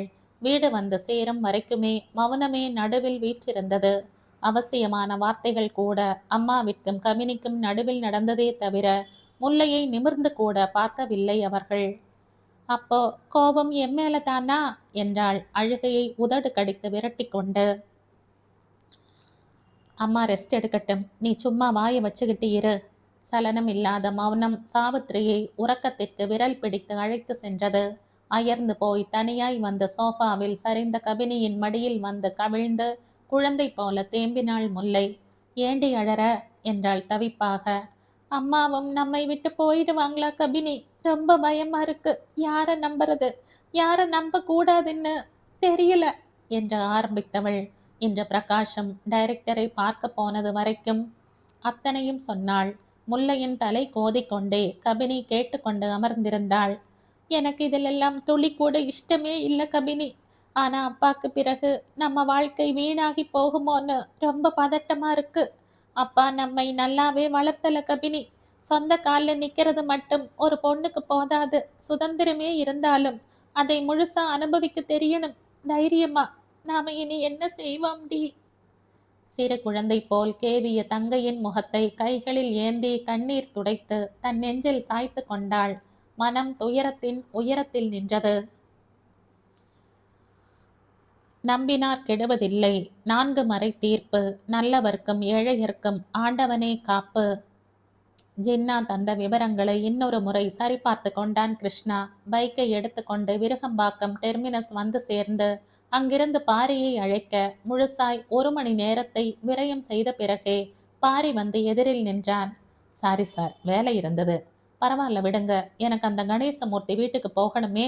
ஒன்றும் உபயோகம் இல்லை. இருந்தாலும் உங்க ஆசையை ஏன் கெடுக்கணும்? பக்கத்துல தான், போயிட்டு வந்துடலாம். ஏதாவது முக்கியமான விஷயமா? வண்டிகள் உருமிக் கொண்டு கிளம்பியது. பாதைகள் முழுக்க தீர்ந்து போய்விடுமோ என்ற கவலை தோன்றிய நிமிஷம் கொஞ்சம் குறுகலாயிருந்த சந்தின் முனை சந்திப்பில் இருந்த வீட்டின் முன்னாக வண்டியை ஓரங்கட்டினார்கள். பாசி படிந்த மாடிப்படிகளில் ஏறி திறந்திருந்த கதவை மெதுவாய் தட்ட வெளியில் தலை நீட்டிய பெண் பாரியை அடையாளம் கண்டு லேசாய் முகத்தில் இருள் வாங்கினாள். வாங்க என்றாள் ஒற்றை அழைப்பையும் இருவருக்கும் பொதுவாய். உள்ளே நுழைந்தவர்களுக்கு அமர நாற்காலிகள் இடம் மாறியது. ஃபேனை முகத்திற்கு திருப்பி வைத்தார் அப்பெண். தம்பிதான் அஸ்வத்தாமன் சாரோட ஆடிட்டர். ஓ, ஒரு முக்கியமான விஷயமா உங்களை பார்க்க வந்திருக்காரு. கணேசமூர்த்தி சாருக்கு பணம் கொடுக்கிற விஷயமா? இந்த வார்த்தைகளை கேட்டதும் அந்த பெண்ணின் முகம் இன்னும் இருளானது. எங்கிட்ட தம்படி காசு கிடையாது. அந்த பாழா போன மனுஷன் ஊரெல்லாம் கடனை வாங்கி கட்ட கையால் ஆகாம போய் செத்து மடிய இப்ப நான் இல்ல மாட்டிக்கிட்டு முழிக்கிறேன். வழி அத்து போய் நானே மஞ்ச காகிதம் கொடுத்துட்டேன். அதாவது உங்களுக்கு தெரியுமா, சினிமாக்காரனை கட்டிக்கிறது தலை கீழா கைத்து பாலத்துல நடக்கிற மாதிரி. கடந்து போனாத்தான் நிஜம். அந்த பெண் கண்களை முந்தானையில் ஒற்ற கிருஷ்ணா குரலை செருமிக் கொண்டு சொன்னான். எல்லாம் தெரிஞ்சுதாமா வந்திருக்கோம். எனக்கு தேவை கணேசமூர்த்தி சாரும் அஸ்வத்தாமன் சாரும் ஒரு சீரியல் தொடங்குறதுக்காக டீலிங் போட்டாங்கல்ல, அது சம்பந்தமான டாக்குமெண்ட்ஸும் அந்த சீரியலுக்காக கணேசமூர்த்தி சார் செய்த எல்லா ஏற்பாடுகள் குறித்த டாக்குமெண்ட்ஸும் வேணும். கிருஷ்ணா வரிசையாய் கேட்க அப்பெண் கலவரமாகி பார்த்தார். அதெல்லாம் எங்க இருக்கோ எனக்கு எதுவும் தெரியாது. இதை பாருங்கம்மா, இதனால உங்களுக்கு எந்த வகையிலும் பாதிப்பு வராது. தெரிஞ்சோ தெரியாமலோ அஸ்வத்தாமன் சார் வாழ்க்கையில நடந்த இந்த பெரும் பாதிப்புக்கு பிராயச்சித்தமாகவாவது நீங்க இந்த உதவியை செய்யணும். அங்க உங்களை போல ஒரு தாயும் 2 பெண் குழந்தைகளும் பரிதவிச்சிட்டு இருக்காங்க. அடுத்த அடி எடுக்க முடியாம. அவன் குரலில் இருந்த நம்பிக்கை அப்பெண்மணியை கொஞ்சமாய் தடுமாற வைத்தது. இதால உங்களுக்கு எந்த நஷ்டமும் இல்லை. ஏன்னா நீங்க ஏற்கனவே இன்சால்வென்சி வாங்கியாச்சு. உங்களோட சேர்த்து இன்னொரு குடும்பத்தை காப்பாத்தின புண்ணியம் மிச்சமாகும். குரலில் இருந்த உறுதியில் அப்பெண் ஒரு நொடி யோசித்து உள்ளே போய் மஞ்சள் வண்ண காக் ஃபைலை எடுத்து கொண்டு வந்து டேபிளில் வைத்தாள். என்னவோ ஆகட்டும், உங்க முகத்தை பார்த்தா நேர்மையா இருக்கு. அப்படி எந்த தப்பு தண்டா செய்து என்கிட்ட மிரட்டியே கேட்டாலும் என்கிட்ட தம்படி காசு இல்லை. அப்புறம் இந்த காகிதங்களை நான் வச்சு என்னத்தை செய்ய போற? இது யாரோ இன்னொரு குடும்பத்துக்கு உபயோகமானா அதுவே போதும். 1000 நன்றிகளை சொல்லிவிட்டு இருவரும் வெளியில் வந்தார்கள். இப்போது கிருஷ்ணா முகத்தில் நிம்மதியும் பாரியின் முகத்தில் குழப்பமும் மிளர்ந்தது. என்ன செய்ய போறீங்க சார் இதை வச்சு? கணேசமூர்த்தி குடும்பம் இன்சால்வென்சி வாங்கின பத்திரம் நமக்கு என்னத்துக்கு ஆக போகுது? உபயோகமாகும் பாரி சார். இந்த டாக்குமெண்ட் படி சீரியல் தொடங்க கணேசமூர்த்தியும் அஸ்வத்தாமன் சாரும் செய்த அத்தனை வேலைகளுக்கு செலவு செய்த டீட்டெயிலும் அதற்கான எவிடன்ஸும் இருக்கு. கூடவே கடனை வாங்கிய கணேசமூர்த்தி அஸ்வத்தாமன் டெத் சர்டிபிகேட் எல்லாம் இழந்து கணேசமூர்த்தி குடும்பம் வாங்கின இன்சால்வென்சி டீட்டெயிலும். இதையெல்லாம் வச்சு கோர்ட்டுக்கு போய் ஸ்டே வாங்க போற சார். கடன் வாங்கி தொடங்கின தொழில் நஷ்டத்துல போனதால 2 பேரும் இறந்து போனதும் அதில் ஒரு குடும்பம் பாப்பரான விஷயத்தையும் மேற்கோள் காட்டி கடனை தள்ளுபடி செய்ய சொல்லி கோர்ட்டுக்கு போக போற. அடப்பாவி! பாரி தன்னை மறந்து கத்தியே விட்டார்.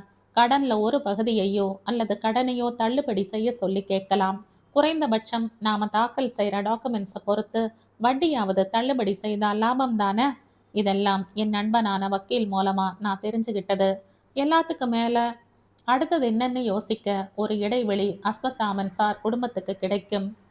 நீ ஆடிட்டர் ஆகிறதுக்கு பதில் வக்கீல் ஆகியிருக்கலாம் யா. பாரி சத்தமாக சிரித்தார். முடிய கட்டி மலையை இழுத்து பார்ப்போம் சார். வந்தா மலை, இல்லாட்டி எதுவும் நஷ்டம் இல்ல. என் ஃப்ரெண்ட் வக்கீலா இருக்கான் சார். அவன் கேஸை எந்த பணமும் இல்லாம நடத்தி தருவான். அஸ்வத்தாமன் சார் ரொம்ப நல்லவர் சார். அவர் குடும்பத்துக்கு நம்மால ஏதாவது செய்ய முடிஞ்சா அது உண்மையில எனக்கு பெரிய சந்தோஷம்தான் என்றவனை இமைக்காமல் பார்த்தார். கிருஷ்ணாவை ஒற்றை பார்வையில் தேர்ந்தெடுத்த அஸ்வத்தாமன் எத்தனை தீர்க்கதரிசி என்று புரிந்தது. சிரிக்க சொன்னார் சிரித்தேன், பார்க்க சொன்னார் பார்த்தேன். எனக்கென்னவே உணர்ச்சி இல்லை தோழி.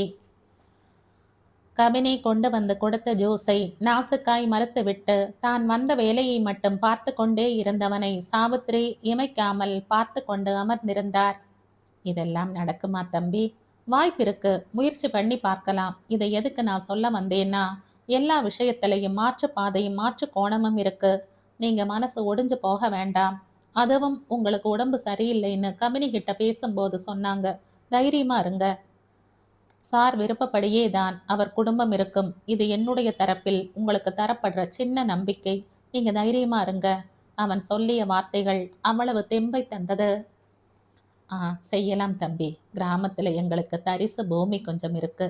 அதை பத்தின சிந்தனையே எங்களுக்கு மறைஞ்சு போச்சு. அந்த பூமியை வித்துட்டா கணிசமா காசு வரும். அதுவும் நமக்கு உதவும். சின்ன கீற்று சாவித்திரியின் முகத்தில் வந்திருந்தது. அவ்வளவுதாம்மா வாழ்க்கை.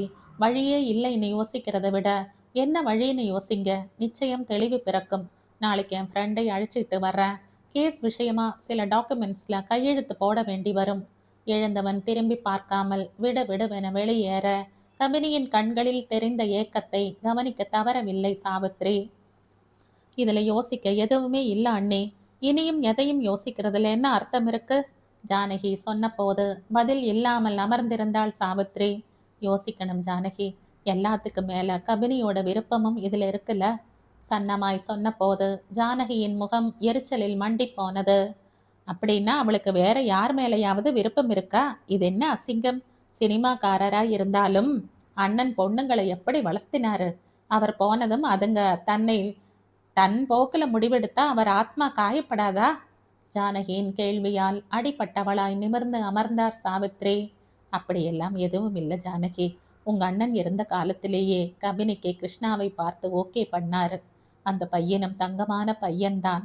இடையில கல்யாணத்துக்கு தோதுபடாதுன்னு சொன்ன பிறகும் அவனால ஆன உதவியை கடன் அடைக்கிற விஷயத்துக்காக செய்துட்டு இருக்கான். அந்த செயல்ல எந்த உள்நோக்கமும் இல்லைதான். ஆனாலும் என்ன நீ ஆனா அவன் நான் பேசிட்டு இருக்கீங்க? அண்ணன் இருந்தப்ப குடும்பத்தோட நிலைமை வேற, சூழல் வேற. ஆனா இப்ப அப்படியா இருக்கு? வீட்டுக்கு வர மாப்பிள்ளை இந்த குடும்பத்துக்கு புள்ளையாவும் இருந்து யோசிக்கணும். அந்த அந்யோன்யத்தை இன்னொருத்தங்கிட்ட எதிர்பார்க்க முடியுமா? உங்களுக்கு எதுவும் தெரியாது. நான் சொல்றத கேளுங்க. வழக்கம் போல ஜானகி தன்னுடைய கருத்தை சாவித்ரி எடுக்க வேண்டிய முடிவு என்பது போல பேசிவிட்டு நகர்ந்திருந்தாள். யோசித்து பார்க்கும்போது அதுவும் சரிதான் என்று சாவித்ரிக்கு தோன்றியது. தெரியாத தேவதையை விட தெரிந்த பிடாரி மேல் காலம் காலமாய் முடிவெடுக்க துணிவற்ற கோழைகளின் சமாதான வார்த்தைகளையே தனக்கும் சாதகமாக்கிக் கொண்டாள். குழப்பத்தின் ஓடி ஜானகியின் வார்த்தைகளை பரிசீலித்து முடிவெடுத்து கபினி வந்ததும் சொன்னபோது அவள் முகம் நொச்சியாய் நொடியில் வாடியது. அத்தை சொல்றது சரிதான்னு தோணுது கபினி. அன்னைக்கு இருந்த நிலைமை இன்னைக்கு இல்லை. இந்த வீட்டு பொறுப்புகளில் முன்னின்று எடுத்து நடத்த ஆம்பளத்தோண வேணும். அப்பத்தான் எனக்கு எல்லா பிரச்சனைகள்ல இருந்தும் விடுதலை கிடைக்கும். நிம்மதியாய் என் காலமும் போகும். எனக்கு ஏதோ பாறாங்கல்லை நெஞ்சில சுமந்துட்டு இருக்கிற மாதிரி இருக்கு கபினி. உன்னையும் இந்த சொத்துக்களையும் இங்க இருக்கிற பொறுப்பையும் பிரகாஷ் கிட்ட ஒப்படைச்சிட்டா நான் நிம்மதியா ஆயிடுவேன் கம்பெனி. அம்மாவோட மனசு புரியுதா? கைகளை பற்றி கொண்டே கேட்ட அம்மாவை பார்த்து கொண்டே இருந்தாள். கீரை தண்டு பாறாங்கல்லை சுமப்பது போல் இருந்தது. அம்மாவின் சுரத்தற்ற முகம் பிடித்து அழுத்தி இருந்த கரத்தின் மீது இன்னொரு கரத்தை வைத்து ஆறுதல் சொல்லிவிட்டு தன்னுடைய அறைக்கு வந்து பால்கனி கதவை விசாலமாக்கி கொண்டு நின்றாள். கண்களை மூடி ஒரு நொடி மூச்சை உள் இழுத்த போது கிருஷ்ணாவின் முகமே அந்த மூச்சு முழுக்க பரவி இருந்தது. கணவன் என்ற காதல் சிந்தனை படர்ந்த போது யாதுமாகி நின்ற அப்பாவால் கை காட்டப்பட்டவன் அவனுக்கு மேல் இன்னொரு வண்ணம் தீட்டி யாரை கொண்டு வந்து வைத்தாலும் பொருந்தி போகவே மறுக்கிறது நிஜத்தின் நேர்மை. ஏதோ முடிவு செய்தவளாக அலைபேசியை எடுத்து கிருஷ்ணாவை அழைத்திருந்தாள். கோயிலில் சுலக்ஷனா பார்த்து அழைத்த போது மிதமிஞ்சிய தயக்கத்தில் தலையாட்டினாள் சாவித்ரி. பக்கத்தில் இருந்த மகள்கள் இருவரும் இதற்கு கூட முடிவெடுக்க தடுமாறும் அம்மாவின் பலகீன மனதை எண்ணி நொந்து போய் பார்த்து கொண்டிருந்தார்கள். அட, நமக்குள்ள ஏற்பட்ட நட்பு உறவாகத்தான் மாற வழி இல்லைன்னு சொல்லிட்டீங்க. அதுல எங்களுக்கு வருத்தம்தான். ஆனா நட்பு தொடர்றதுல என்ன தடை இருக்க போகுது? என் கணவரோட 20வது நினைவு நாள் வர ஞாயிற்றுக்கிழமை. பெருசா செய்ததில்லை, ஆனா சிறப்பா செய்வோம் எப்பவும். இந்த வருஷம் நீங்களும் உங்க பொண்ணுங்க கூட வந்தா நல்லா இருக்கும்னு ஒரு ஆசை. இல்லை, நாங்க எதுக்கு? அப்படி யோசிக்காதீங்க. ஒரு நட்பாடல் தானே. உறவாக மாறி இருக்க வேண்டிய நம்முடைய நட்பு நூல் இழையில் தவறி போனது வருத்தமா இருந்தாலும் உங்க மேலேயோ உங்க முடிவின் மேலேயோ எந்த கோபமும் இல்லை. தோ உள்ளே உட்கார்ந்திருக்காளே அகிலாண்ட நாயகி, அவளுடைய பிராப்தம் இல்லை, அவ்வளவுதான். நீங்க எல்லாம் வரணும்னு நான் மனசார விரும்புகிறேன். உங்களுக்கும் இன்னொரு சூழலுக்கு நகர்ந்த மாதிரி மனமாற்றம் இருக்கும். கண்டிப்பா வாங்க. கைகளை பற்றி மின் அழுத்தம் பேசி சொன்னபோது தலையாட்டி விட்டு வந்தாலும் வீட்டுக்கு வந்தும் குழப்பம் நீடித்து கொண்டே இருந்தது. ஒரு அரை நாள் இதில் என்னம்மா இருக்கு? அவங்க ரொம்ப ரொம்ப இயல்பா இருக்காங்கம்மா. முதல் முறை பெண் பார்க்க வந்தப்ப அவங்க நடந்துகிட்ட முறை எவ்வளவு கேஷுவலா இருந்தது. சம்பந்தம் முடியறதற்கும் கை நினைக்கிறதுக்கும் என்ன சம்பந்தம்? சக மனிதர் விருந்தாடுறது இயல்பானது தானேம்மா அந்த அம்மா கேட்டது இன்னும் என் மனசுக்குள்ள அப்படியே இருக்கு. அடுக்கடுக்காய் குழப்பங்களும் கவலைகளும் பயங்களும் தான். அப்பா போன பிறகு எனக்கும் எங்கேயாவது போய் நிம்மதியா மனிதர்களை வேடிக்கை பார்க்க மாட்டோமான்னு இருக்கு.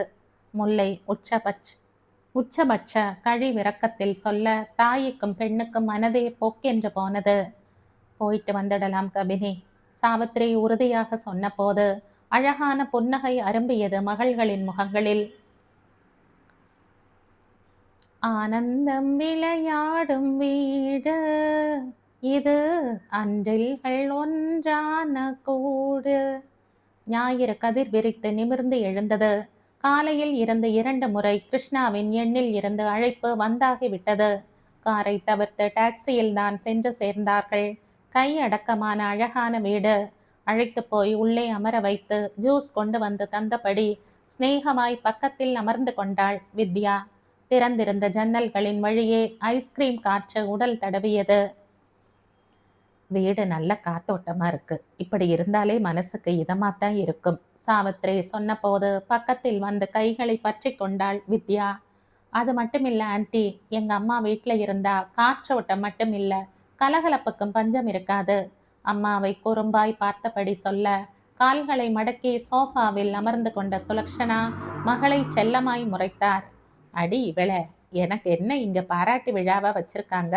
போய் வேலையை பாரு. இன்னைக்கு புதுசா அல்பதன்னு ஒரு ஸ்வீட் பண்ணி இருக்க, சாப்பிட்டு பார்த்துட்டு அம்மா சேனலில் ஷேர் பண்ணு. போமா, நான் என்ன எக்ஸ்பிரிமெண்ட் எலியா? என்னால் முடியாது. நான் பெத்த மகளே, நீயே இப்படி பின்னங்கால் பிடரியில் பட ஓடினா வந்திருக்கிறவங்க மிரண்டு போயிட மாட்டாங்களா? போய் முதல்ல டேஸ்ட் பாரு என்றவள் சாவித்திரியிடம் திரும்பி, நீங்க எதுவும் தப்பா யோசிக்காதீங்க. நான் இன்னைக்கு வாங்கி பண்ணி இருக்கேன். நீங்க எல்லாம் வரப்போறீங்கன்னு கூடுதலா 2 மணி நேரம் செலவு செஞ்சு யூடியூப் எல்லாம் பார்த்து செஞ்சேனாக்கும். வார்த்தைகளில் மிளிர்ந்த தன் நம்பிக்கையையும் உற்சாகத்தையும் பார்த்து சாவித்திரியின் விழிகள் வியப்பில் விரிந்தது. வாங்கி பார்த்தா?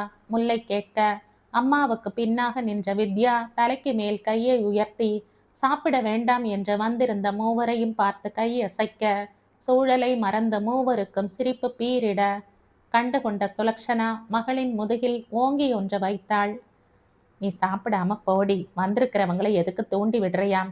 இப்பவே அவங்க முகமெல்லாம் பேயரைஞ்ச மாதிரி இருக்கு. சுலக்ஷனாவும் சலிக்காமல் கேலி செய்ய சாவித்ரி அத்தனையும் கண்களால் தேக்கிக் கொண்டு விம்மிக் கொண்டு வந்த ஆச்சரியத்தை கேள்வியாய் மாற்றுகிற தருணத்திற்காக காத்திருந்தாள். அதற்குள் கிருஷ்ணா பெரிய பார்சல் உணவுடன் வர சுலக்ஷனா முகம் கோணிக்கொண்டு முறைக்க, என்ன கிருஷ்ணா பாபு இது, அம்மாவை நம்பல பாத்தியா? அம்மாவை நம்பினதால தான் வாங்கி மாத்த நம்பாம நான் ஹோட்டல்ல வாங்கிட்டு வந்தேன். நம்ம கெஸ்ட்டுமா அவங்க, விருந்துக்கு வர சொல்லிட்டு வெறும் வயித்தோடைய அனுப்புறது? சிரித்து கொண்டே அவன் எடுத்து வைக்க இயல்பாக அங்கே இயைந்து கிடந்த புரிதல்களோடு கூடிய இலகுவான சூழ்நிலையை பார்த்து வியப்பு நெஞ்சை நிறைத்தது. சுலக்ஷனா பேசிக்கொண்டே இருக்க கிருஷ்ணா சர்விங் பவுல்களில் மாற்றி அத்தனை ஏற்பாடுகளையும் செய்து முடித்திருக்க, கிருஷ்ணா பாபு, எத்தனை தடவை சொல்லி தந்தாலும் உனக்கு இந்த சர்விங் சரியா வரமாட்டேங்குது. சுலக்ஷனா அழுத்து கொள்ள அம்மாவை செல்லமாய் முறைத்தான். நீங்க எப்படி சொதப்புவீங்கன்னு பயந்துதான் நானே எல்லாம் செய்ததாம். ஒரு பொண்ணுக்கு வாழ்க்கைப்பட்டு போக போற பையன் மாதிரியா பேசுறான்னு பாருங்க. கிருஷ்ணா பாபு, கஷ்டம். நீ எல்லாம் ஒரு பொண்ணுக்கு அடங்கி குடும்பம் பண்றது கஷ்டம். எனக்கு நல்ல பேரும் வாங்கி தர மாட்ட. இப்படி பையனை பொறுப்பில்லாம வளர்த்திருக்கேன்னு என்னத்தான் அந்த வீட்டுல கழுவி ஊத்துவாங்க. சுலக்ஷனா நிஜமாலுமே அழுத்து கொள்ள சாவித்திரிக்கு வெடி சிரிப்பு வந்து புரைக்கேறியது. கபினியும் முல்லையும் நெகிழ்ந்து போய் அமர்ந்திருந்தார்கள். எத்தனை நாள்கள் ஆகிறது அம்மாவின் முகத்தில் செந்தாமரையாய் சிரிப்பை பார்த்து. சாமி கும்பிட்டாச்சா? உங்க கணவருக்கு படைச்சாச்சா? மென்மையாக கேட்க, நீங்க வர்றதுக்கு கொஞ்ச நேரம் முன்னாடி தான் படைச்சோம். அவர் பசி பொறுக்க மாட்டார். சுலக்ஷனா சொல்ல இன்னும் ஒரு சிரிப்பு அங்கே பூத்தது. அச்சோ ஆன்டி, நீங்க வேற. எங்க அம்மா சாப்பாட்டை பார்த்தா எங்க அப்பா எப்பவும் தலை தெறிக்க ஓடுவாராம். இவங்களே சொல்லி கேட்டிருக்கேன்.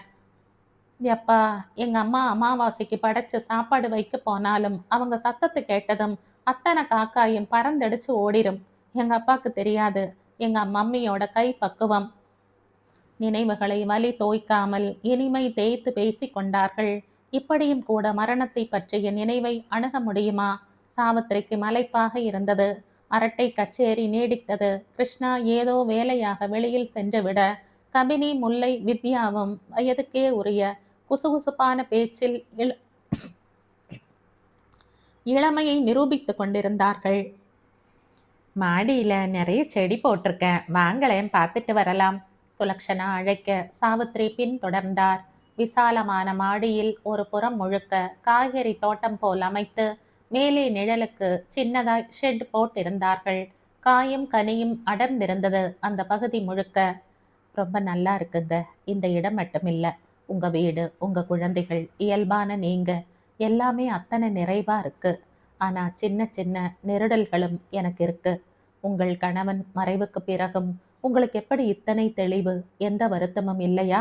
சன்னமான குரலில் சாவித்ரி கேட்டபோது சினப்படுவாள் என்று எதிர்பார்க்க சின்னதாய் புன்னகை பூத்தார் சுலக்ஷனா. நியாயமான கேள்வி. அதுவும் கணவரோட நிழல்லையே வாழ்ந்த உங்களை மாதிரி பெண்களுக்கு வர கேள்விதான். நானும் இப்படித்தான் இருந்தேன். அவர் அவர் தவறி போகும்போது பையனுக்கு 7 வயசு, பொண்ணுக்கு 2 வயசு. எங்கிட்டையும் எக்கச்சக்கமா இளமை மிச்சம் இருந்தது. ஆப்வியஸ்லி இப்பவும் இருக்குதான் சொல்லிவிட்டு சுலக்ஷனா சிரித்த போது மனசிற்குள் இருந்த வருத்தம் எல்லாம் வடிகட்டி வடிந்து போனது போல் இருந்தது. அவர் நல்லா வச்சிருந்தாரு. எதிர்பாராத நிகழ்வுதான். ஆனா என்கிட்ட குழந்தைகளோட பொறுப்பை தந்துட்டு போயிட்டாரு. நான் அழுதா அழுகவும் நான் சிரிச்சா சிரிக்கவும் கத்துக்கிற வயசு குழந்தைகளுக்கு. நான் ஒடிஞ்சு போயிருந்தா என் குழந்தைகள் என்னாகி இருப்பாங்களோன்னு இன்னைக்கு நினைச்சாலும் பயமா இருக்கு. முல்லை மடி கவிழ்ந்து அழுத காட்சி கண்ணில் தட்ட ஒரு நொடி உடம்பு அதிர்ந்து அடங்கியது. இழப்புதாம்மா, தாங்க முடியாதுதாம்மா.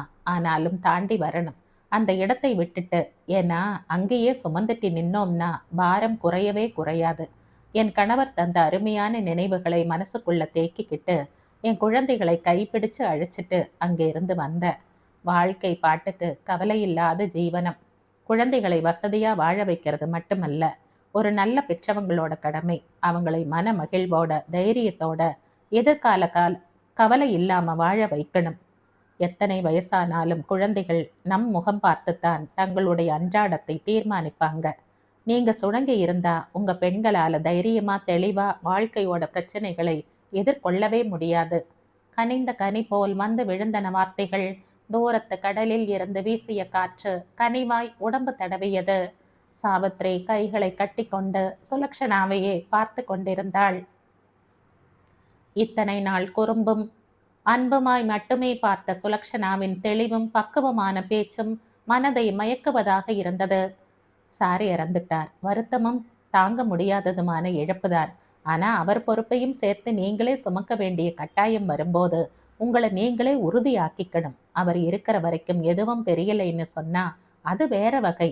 ஆனா அவருக்கு பிறகு அவராகவே நீங்க மாறணும். அப்பத்தான் உங்க பொண்கள் வாழ்க்கையை தெளிவா முடிவெடுக்க முடியும். உங்களோட உறவாக முடியலைன்னு வருத்தம்தான். ஆனா நட்பாக இருக்கிறதே போதும்னு தோணுது. எந்த முடிவையும் உங்களை வச்சு யோசிக்காம உங்க குழந்தைகளை வச்சு யோசிச்சு எடுங்க. அந்த வார்த்தைகள் இதயத்தை வருடியது. அங்கே வீசிய தென்றலை போலவே கீழே இறங்கி வந்தார்கள். கிருஷ்ணாவே டாக்ஸி பிடித்து அனுப்பி வைத்தான். பார்வையில் எந்த விகல்பமும் இல்லை. காதலோ பிரிவோ தாபமோ மோகமோ முற்றாக இல்லை. யோசனையாகவே வீடு வந்து சேர்ந்த சாவித்ரி அலைபேசியை எடுத்து ஜானகிக்கு அழைத்திருந்தாள். மனதில் நின்ற காதலியே மனைவியாக வரும்போது சோகம் கூட சுகமாகும், வாழ்க்கை இன்ப வளமாகும். என்னையா இது? நான் மாங்காமணி மாலை கேட்டா நீங்க சுரக்கா மாதிரி இப்படி டிசைன் பண்ணி இருக்கீங்க. எனக்கு கொஞ்சம் கூட பிடிக்கல. நான் பாரி அனுப்புறேன், பார்த்து சரி பண்ணி அனுப்புங்க. ஹாலில் அமர்ந்து சாவித்ரி போட்ட சத்தம் வீட்டையே முழுங்கியது. அழைப்பின் பேரில் வந்திருந்த பாரி ஓரமாய் நின்று சாவித்ரியை வேடிக்கை பார்த்து கொண்டிருந்தான்.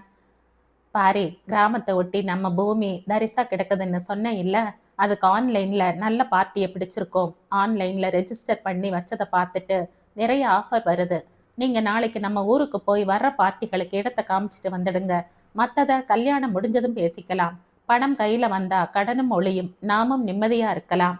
ஆளுமையான முதலாளி அம்மாவை மனம் நிறைய பார்த்து கொண்டே தலையாட்டி விட்டு பாரி வெளியில் செல்ல அருகில் கிடந்த அலைபேசியை எடுத்து எண்களை தடவினார் சாவித்ரி. மறுமுனை சுரத்தில்லாமல் இணைப்பில் வந்தது. ஜானகி, நாளைக்கு முகூர்த்த புடவை வாங்க காஞ்சிபுரம் போறோம். நீ காலையிலேயே வந்துடு. நான் வரலண்ணி. என்ன, என் வீட்டுக்கா உங்க பொண்ணு மருமகளா வரப்போறா? இருந்தாலும் இது துளி கூட நியாயம் இல்லை. என் பையனுக்கு என்ன குறை? யார் சொன்னா அப்படி? வெளியே சம்பந்தம் செய்ய உள்ள இருக்கிற பொண்ணோ மாப்பிள்ளையோ குறைன்னு நாம யோசிக்கிறது முதல் முட்டாள்தனம். இது உங்க அண்ணா விருப்பப்பட்ட கல்யாணம். அவர் இல்லாட்டியும் அவரோட விருப்பு வெறுப்புகள் எங்க கூடத்தான் இருக்கு. அப்போ சின்னதையாவது கொடுங்கண்ணே, பிரகாஷ் நல்லா வச்சுக்குவான். இப்படி வாக்கெல்லாம் கேட்க கூடாது. அதாவது கடவுள் விதிச்சபடி மட்டும்தான் நடக்கும். உன் அண்ணனும் இல்ல, இந்த கல்யாணத்தை நானா தலையில தாங்கி நடத்திட்டு இருக்க. என் பாரத்தை குறைக்கணும்னு ஆசைப்பட்டா வந்துடு. இதுக்கு மேல சொல்ல என்கிட்ட வார்த்தைகள் இல்ல. வெட்டு ஒன்று துண்டு இரண்டாய் பேசிவிட்டு நிமிர்ந்து அமர்ந்த அம்மாவை வாய் பிளந்து பார்த்து கொண்டிருந்த மகள்கள் இருவரும் ஓடி வந்து ஆளுக்கு ஒரு தோளில் முகம் பொதித்தார்கள். ஆண் என்பது ஆளுமையின் அடையாளம் அல்ல, அவன் அன்பின் வழிகாட்டி. பெண்ணை ஆண் தாங்குவது என்பது ஆணை உயர்த்தி பெண்ணை தாழ்த்தும் நிகழ்வே இல்லை. ஓட்டுக்குள் இருக்கும் கருவை பாதுகாக்கும் முட்டையின் ஓட்டை போன்றதுதான் ஆண் பெண் உறவு நிலை. அங்கே யாருக்கு யார் ஆதாரம் என்று கேட்பதே உலகத்தில் சிறந்த அபத்தம். மங்களம் இசைக்க பொன் தாலியை போட்டி கபினியை தன் வாழ்வின் உரிமையாக்கி கொண்டான் கிருஷ்ணா. துணை இழந்திருந்த அவ்விரு தாய்களும் துணையாக நின்று அந்த திருமணத்தை இனிது நிறைவேற்றி இருந்தார்கள். பால்கனி கதவை விசாலமாக்கி திறந்து வைத்திருந்தான் கிருஷ்ணா. கபினியின் கைகளில் கொஞ்சிய கண்ணாடி வளையல்களை முன்னும் பின்னும் தள்ளிவிட்டு கொண்டே அவள் முகம் பார்த்திருந்தான். அன்றைக்கு மட்டும் நீ போன் பண்ணி சொல்லி இருக்காட்டி இதெல்லாம் எதுவுமே இல்லை. அதென்ன? சட்டுன்னு கண்ணீர் சுமந்த அந்த குரல்ல அம்மா பிரகாஷுக்கு கல்யாணம் செய்து வைக்க முடிவு பண்ணிட்டாங்கன்னு சொன்னப்போ இதுவரைக்கும் ஒரு முறை கூட சொல்லிக்காத நமக்கு நடுவுல எத்தனை காதல் இருந்ததுன்னு புரிஞ்சது. கிருஷ்ணா சொன்ன போது கபினியின் உள்ளம் எல்லாம் வெட்கத்தில் சிவந்து போனது. அது என்னன்னு தெரியல, ஒரு வேகத்துல உங்களுக்கு கால் பண்ணி சொல்லிட்டு வச்ச பிறகுதான் உங்க மேல எனக்கு இருந்த பிடிப்பும் அன்பும் புரிஞ்சது. என்னை தப்பா யோசிச்சீங்களோ என்றாள் அவன் முகத்தை நிமிர்ந்து பார்த்து. அட பாருடா, இன்னும் கூட வாயில இருந்த காதல்ங்கிற வார்த்தை வருதான்னு. பிடிப்பு, அபிமானம், அன்புன்னு ஏதேதோ சொல்லிக்கிட்டு உனக்குள்ள வெட்டின மின்னல் எனக்குள்ளதான் எதிரொலிக்கும். ஏன்னா அதுதான் காதல். அவள் முகத்தை கைகளில் ஏந்தி கொள்ள சரியாய் கதவு தட்டப்பட்டது. இருவரும் திடுக்கிட்டு விலகி பதறிப்போய் கதவை திறந்தான். சுலக்ஷனா நின்றிருக்க கிருஷ்ணாவின் முகம் கலவரமானது. மா, என்னாச்சுமா? எதுவும் முடியலையா? விரல்கள் நீண்டு அம்மாவின் நெற்றியில் அனலை ஆராய இடுப்பில் கை வைத்து கொண்டு முறைத்தார் சுலக்ஷனா. அதெல்லாம் ஒன்றும் இல்லை. என் மொபைல நெட்டு கனெக்ட் ஆக மாட்டேங்குது. என்னன்னு பார்த்து கொடு கிருஷ்ணா பாபு. நான் மூங்தால் பர்பி செய்முறை பார்த்துட்டு இருந்தேன். கபினி திரு திருவென முழிக்க கிருஷ்ணா தலையில் அடித்து கொண்டு நெளிந்தான். இன்னைக்கு எனக்கு என்ன நாள் தெரியுமா? முதலா நம்ம வீட்டுக்கு வந்திருக்கா கபினி. நீங்க பண்ற கலாட்டாவுல மிரண்டு போய் உட்கார்ந்துருக்கா பாருங்க. என்ன நாளா இருந்தா என்ன, எல்லாம் தாண்டி வந்தவங்க தான் நாங்களும். எப்படி நான் உனக்கு ஹெல்ப் பண்ணி உன் மாமியாரை இங்க வர வச்சு அவங்களுக்குள்ள இருந்த தயக்கத்தை விளக்குனேன். அதுக்கு என் புருஷனுக்கு ஒரே வருஷத்துல 2வது முறையா திதியெல்லாம் செஞ்சனே. எனக்கு இது கூட நீ செய்ய மாட்டியா? சொல்லிக்கொண்டே உள்ளே இருந்த கபினியை பார்த்து கண்ணடித்து சிரிக்க கபினியின் கண்களோ தெரித்து போனது. கிருஷ்ணா அவளை பார்த்து தர்ம சங்கடமாக நெளிந்தான். அதான, ஒரு ரகசியத்தை நீங்க இத்தனை நாள் பொத்தி பாதுகாத்து வச்சதே பெரிய விஷயம் என்றவன் அம்மாவின் அலைபேசியை வாங்கி ஏதோ செய்து அதை செயல்பட வைத்து நீட்டினான். இந்த உலகத்திலேயே இத்தனை ஜாலியான அம்மா எனக்கு மட்டும்தான் இருக்கும். அந்த வகையில நான் ரொம்ப அதிர்ஷ்டசாலி. அம்மாவின் கழுத்தை கட்டி கொண்டு சொல்ல சுலக்ஷனாவின் முகத்தில் நிறைவும் நெகிழ்வுமான புன்னகை. மகன் ஒரு தோளில் சாய்ந்திருக்க பார்த்து கொண்டே இமைக்காமல் இருந்த மருமகளை நோக்கி கைகளை நீட்ட அதற்கே காத்திருந்தது போல் கபினி எழுந்தோடி வந்து இன்னொரு தோளில் சாய்ந்து கொண்டாள். ஒருத்தரை ஒருத்தர் நல்லா புரிஞ்சுக்கங்க, விட்டு கொடுத்து போங்க, கோபப்படுங்க, ஆனா அதை நீடிக்க விடாதீங்க. வாழ்க்கையை என்ஜாய் பண்ணுங்க. உங்களுக்குள்ள ஒருத்தர் மேல இன்னொருத்தருக்கு அசைக்க முடியாத நம்பிக்கை வந்த பிறகு குழந்தை பெத்துக்கங்க. எனக்கு ஒன்றும் அவசரம் இல்லை. நான் இப்போதைக்கெல்லாம் பாட்டி ஆக மாட்டேன் என்ற தன்னுடைய ட்ரேட்மார்க் குறும்போடு சொல்ல முகத்தை மூடிக்கொண்டு வெட்கப்பட்டு கொண்டே கபினி ஓடிவிட கிருஷ்ணா அம்மாவின் மலக்கை எடுத்து அழுந்த முத்தம் பதித்தான். அந்த ஆனந்தம் விளையாடும் வீடு அழகானது. எங்கோ பிறந்த கபினி ஆறும் இன்னொரு கோடியில் பிறந்த கிருஷ்ணா ஆறும் இல்லற சமுத்திரத்தில் கூடி இனி பிரித்தறியவே முடியாதபடி ஒன்றாகி போனார்கள். கடலில் சேர்ந்த பிறகு நதிக்கேது அடையாளம்? இருவர் ஒன்றாவதே நல்லற இல்லறத்தின் ஆதாரம்.